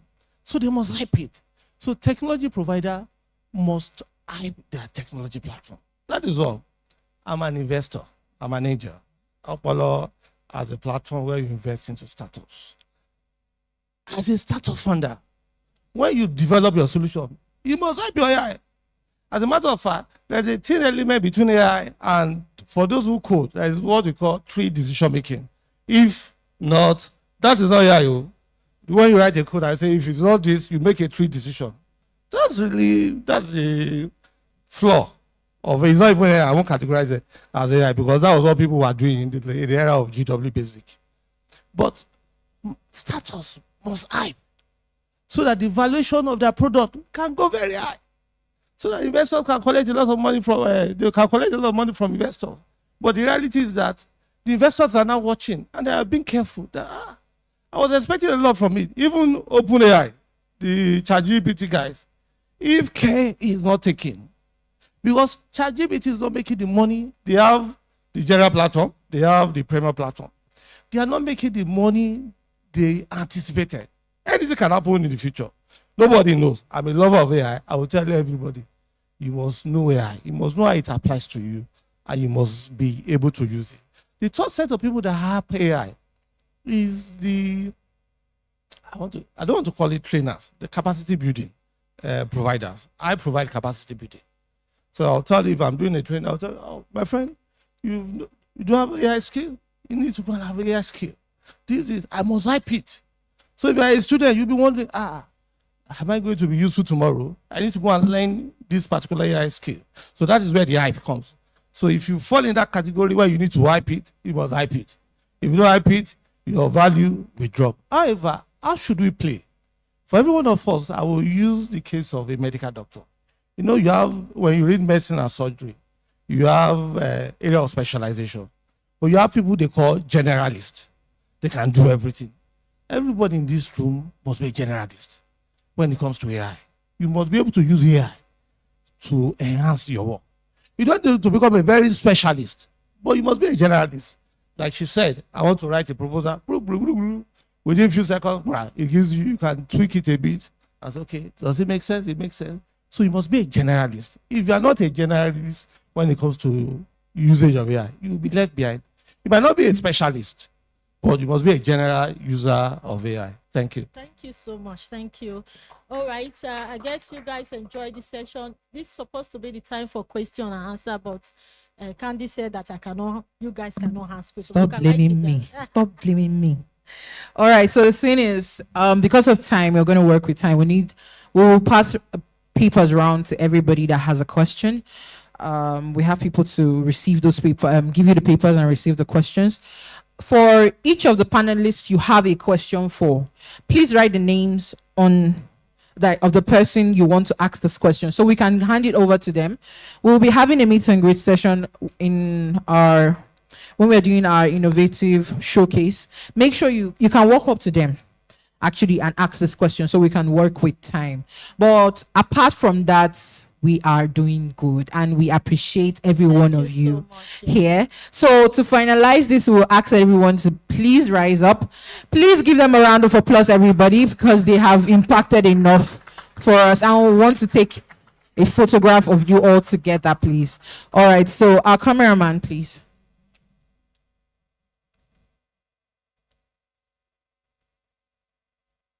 Everybody say cheese.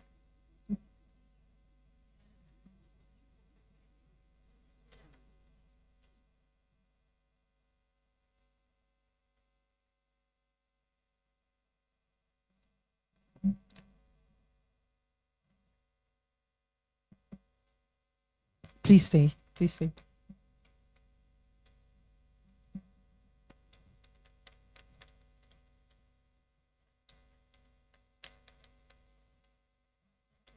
All right, so thank you very much. Please give them a round of applause again as they go down off stage.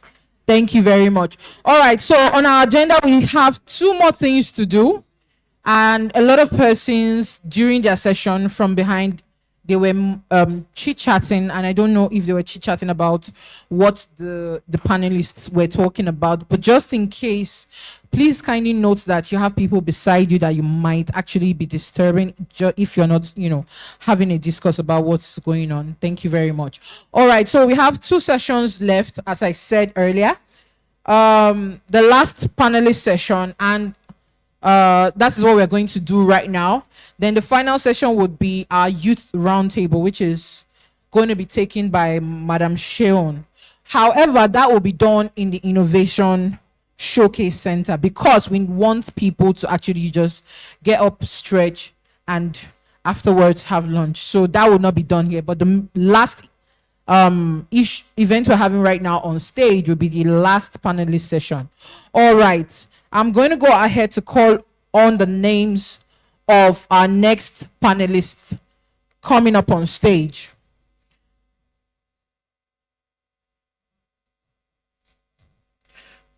All right, so I'll be calling on Dr. Martin Ikpe Hai.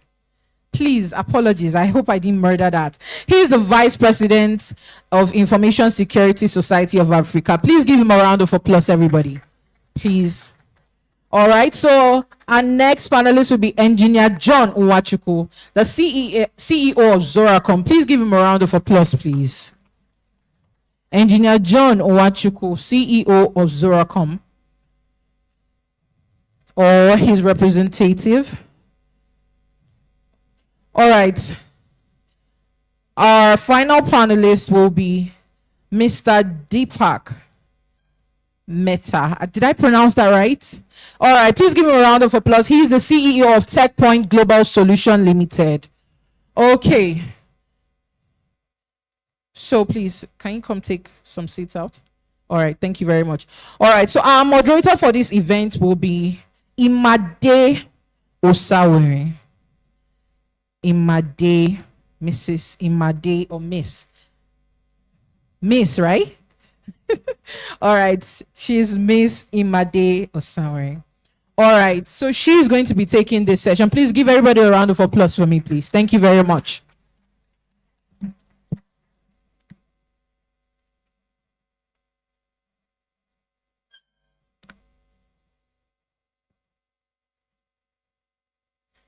Good afternoon, everyone. It's good to have you all here. Good afternoon, my panelists. Okay. I think I should talk briefly on what I put together before we start with the panelists. I'd like to take a moment to reflect on incredible roles technology plays in our lives. In past decades, we have witnessed an unprecedented transformation driven by technology advancement, from smartphones and social media to artificial intelligence and the Internet of Things. So now, I want to ask some questions. Dr. Martin Ikpe. Yeah, go on. I hope I pronounced it well. Yeah, so I have a question. I want you to, how do you define cybersecurity in the context of developing nation like Nigeria? Okay, thank you very much.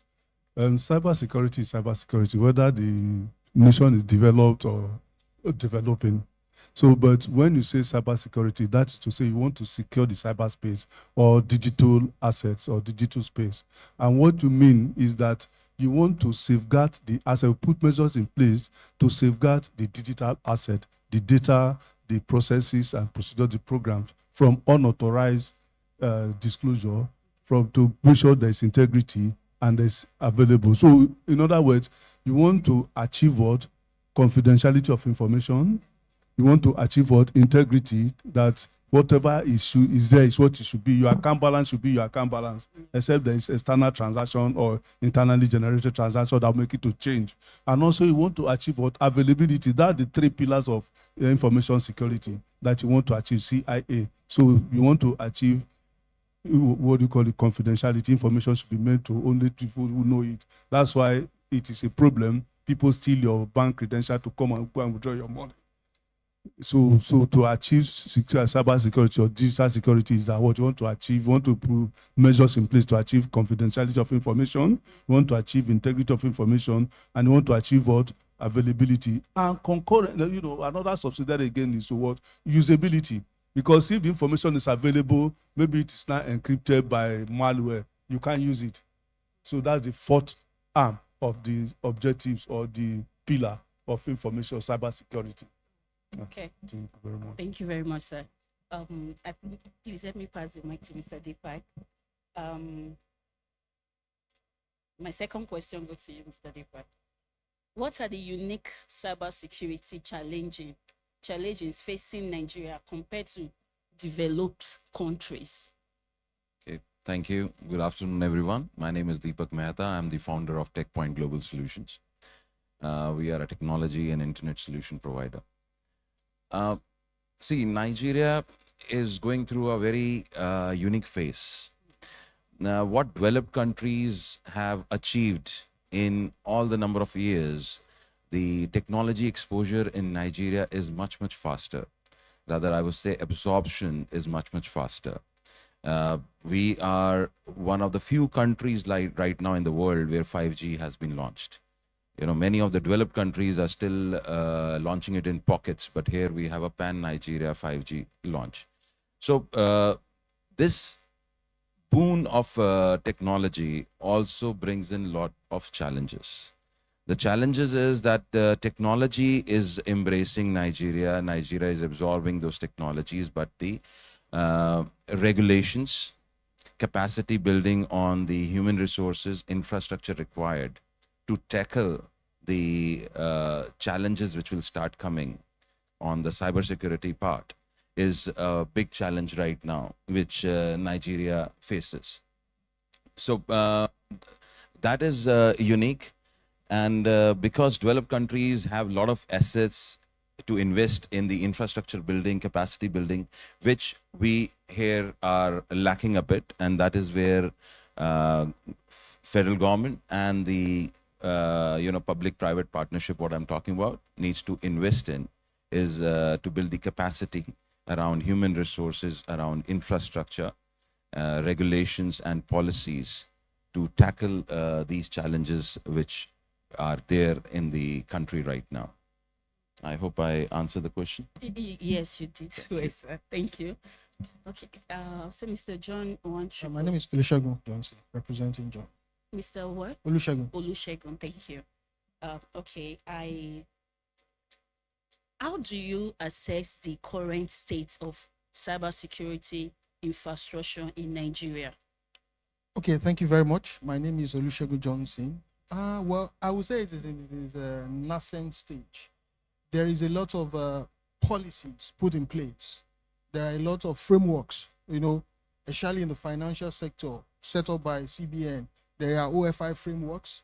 There is NDPC. There are a lot of frameworks put in place. That's why the speaker here said when it comes to adoption, we are in the forefront of it. So, you see the big corporations, adopting these frameworks, putting these policies in place. But at the rudiment of it now, why I say it's in nascent stage is because people that are supposed to be adopting it, which are the SMEs, the startups, the capacity is not there, to fully function in that respect, awareness, when it comes to, for example, organization that collects data from people, are they aware they're supposed to have a DPO, a data protection officer within the organizations to ensure that, data privacy is key?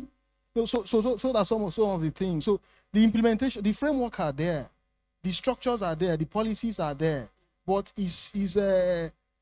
where the majority of the players are, you understand, is not taking a real grip. It's only functioning at the top level where you have the the big boys playing. So it's still in his early stage. So more awareness and needs to be put in place, and people need to be conscious. And when they are setting up their businesses, they need to drive this thing home. When it comes to data protection, ensuring cyber security, is very key. So it's still in its growing stage. The public policies are there, but we are moving fast. Please, I want you to, what do you think is the immediate step that can be taken to implement all these policies and regulations? Well, education, actually. Education, that's awareness. There are a lot. The NDPC. I will still come back to the NDPC and some of the frameworks. They are putting policies in place to ensure that people are educated and are aware of things they need to put in place. So education, partnership. We need to foster partnership with a lot of organizations that can put this information and pass it across. Then, as a small business entity too, we need to understand the framework that is required for us to set up. So, and we need to put it in place. It should be part of your business continuity if you want to sustain in the ecosystem, actually. Okay, thank you very much. Dr. Martin. Thank you, sir. What role should the government play in fostering a secure digital ecosystem? Like the previous panel session, there was also that question, what role should government play? The role of government anytime is to formulate policies that will, foster cybersecurity. And over the years, the Nigerian government have done that. There's this Nigerian cybersecurity policy, National Cybersecurity Policy of 2021 under Buhari regime, but from the Office of National Security Advisor. In 2015, they also issued the Cybercrime Act, which in fact, all of us in the cybersecurity space were praying for it, because there was the problem we had at initial was that when people commit cyber crimes, which is either you are committing crimes targeted at the computer system or using the computer to commit fraud, there was no basis to try them in court. In fact, the lawyers and the magistrates, the court system didn't have the evidence law never captured ICT cyber concept.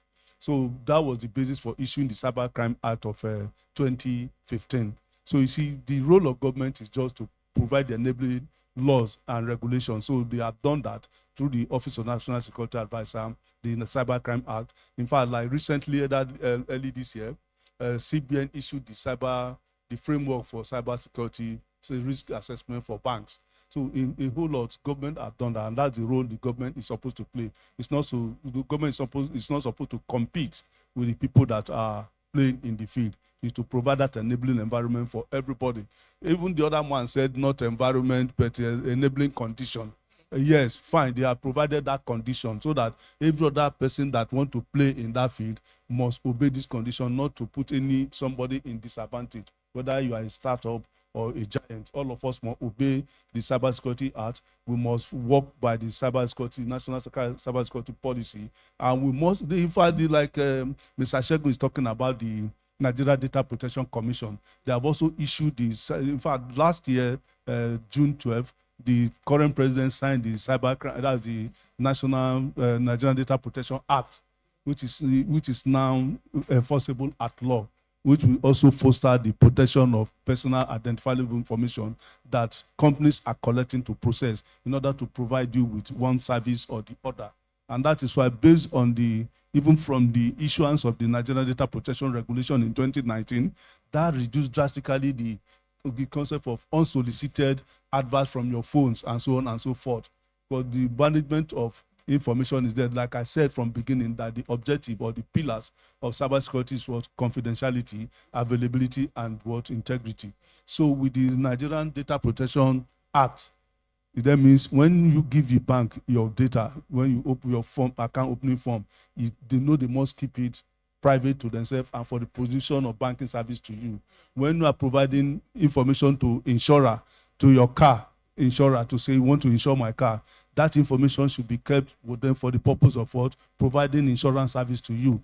And if you go to hospital to fill a form, whether from your HMO or the hospital, the information you are providing to them must be kept private and not to be given to unauthorized persons to use to commit irregularity against you or to any other person that is known to you. So the government role is well known, that they provide the enabling condition.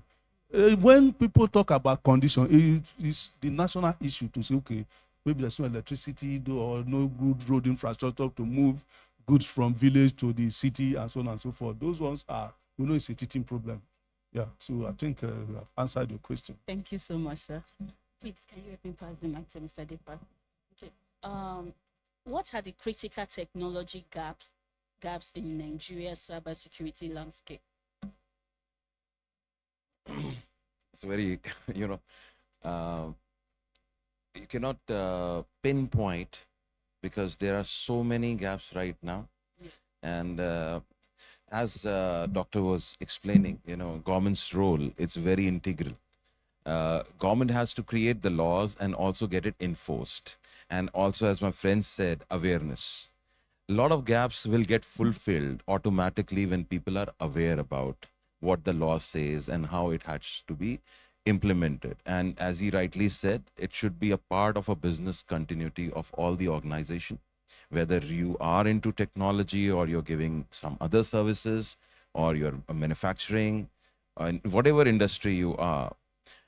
Awareness by the government agencies. I would like to appreciate the role NIDA is playing, NCC is playing, but there are so many other agencies, we were going through in last few months, that there are so many agencies created by federal government who have their role to play, but many of the people are not even aware that they exist in the country, and they have formulated some very good policies, but they are not in the public domain. Another thing which, technology is coming in each and every part of our life today, in Nigeria. But a lot of things are still manual. That 3 pillars, which doctor said, are not being enforced properly. If confidentiality is there, then the availability of that data is not there. If availability is there, then your security goes for a toss. So it is a right time that blockchain technologies, which can easily solve these problems, which are highly encrypted, they are highly secure, and the information is easily available. And it is almost impossible to hack it because the way the technology is. So that can fill a lot of gaps. And secondly, nothing beats awareness. The way NIDA is doing a lot of seminars, NCC meets almost all their, telecom providers, ISP providers once in a quarter. Other agencies should also create some kind of, program to reach out to their industry leaders and to the companies who are operating there. And one last thing, education system. If you are studying engineering, you are into IT, yes, you get a lot of information about AI, cybersecurity and all that. But if you are studying, let's say, chartered accountancy, you are a lawyer or some other professional or even normal graduation studies you're doing, I don't think these acts, these policies, these regulations, students are being made aware of, which is very, very important. Just to share a little example, yesterday I was interviewing a lawyer for my organization, and I started asking him about all the agencies which we are obliged to and all. So the guy is, he couldn't answer, and he was very honest in saying, sir, this was not taught to us in our school. So those are things which are required. So that will fill the gaps. Thank you very much. Mr. Olusegun, how can we leverage technology to enhance cybersecurity in Nigeria? Okay, yeah, we are in tech for good, and a lot of things has been spoken around this during the course of this session, conference and expo. Yeah. We still go back to the AI, we go back to the automation as well. security automations, some activities that the security engineers do over time. You need to look for ways to automate them in a secure way. And, for example, you are remediating, an issue happened yesterday, the next 2 weeks, same kind of issue happened. You should know that is repetitive now. So you need to start looking for ways to nip that in the bud by putting necessary process and automations in place. Also, AI and machine learning, same, from the automation you've done, you need to start learning from it. Build models that you can learn from, then train those models, then deploy those models to put all those, to leverage. So that's how there are a lot of things. He mentioned blockchain as well. He has already expatiated on it. So those are some of the things we can leverage on when it comes to technology for cybersecurity, in the cybersecurity space. Okay. Thank you. Last but not the least, are there any innovative technology or startups you are particularly excited about? Absolutely, yeah. There are a lot of them. Because see, like I mentioned before, when it comes to automation, that's what I do. I'm very particular about cutting off repetitive tasks. It's just a mindset. I don't want to go back to it. I do it over time. Why should I be doing that? I'm just wasting time. So as an engineering management person, I do work study. I do time study on those activities and see how I can cut off the time and optimize. So it's more of finding better ways to do things. And there will always be a better way to do it. If you optimize it today, you will still optimize it tomorrow. You keep optimizing. Thank you. Thank you so much. Thank you. Done well. And to the audience, please, if you have any question, just write it on a piece of paper and pass it to one of the ushers, and they will pass it to them. If you want a particular person to answer your question, just indicate, add the person's name to it, and your questions will be answered. I think we are done for this session. Thank you so much. Please. It will be taking a photograph with this particular team. Like I said, this event has turned out to be spectacular. We would like Mr. Don Pedro to come on stage to be part of this. Hope the lights won't be an issue. Thank you very much. All right, please give them a round of applause once again. All right.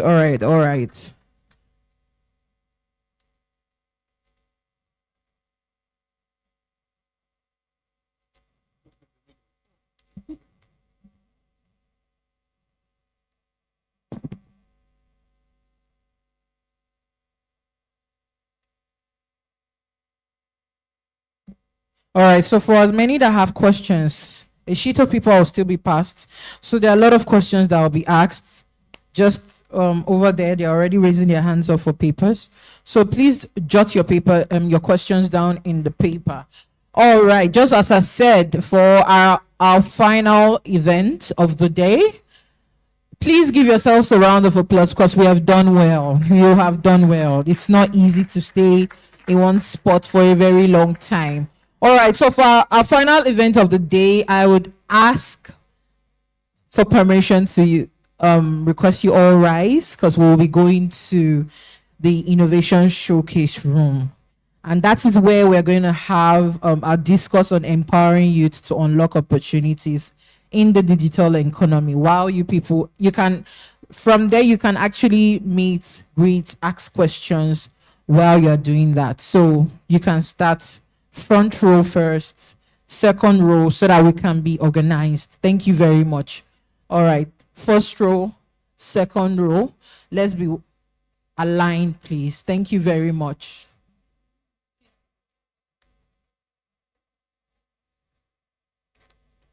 All right, thank you very much. Third row.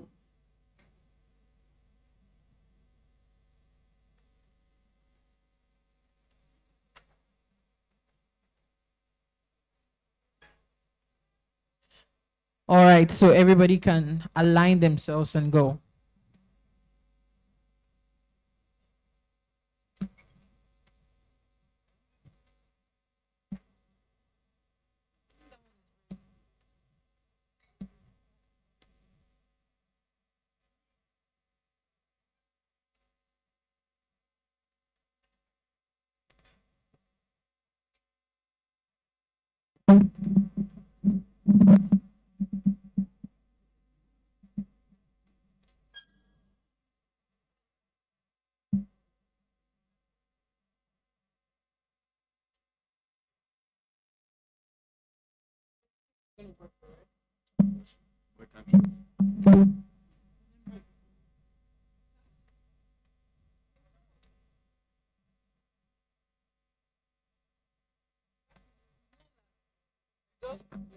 This is the best.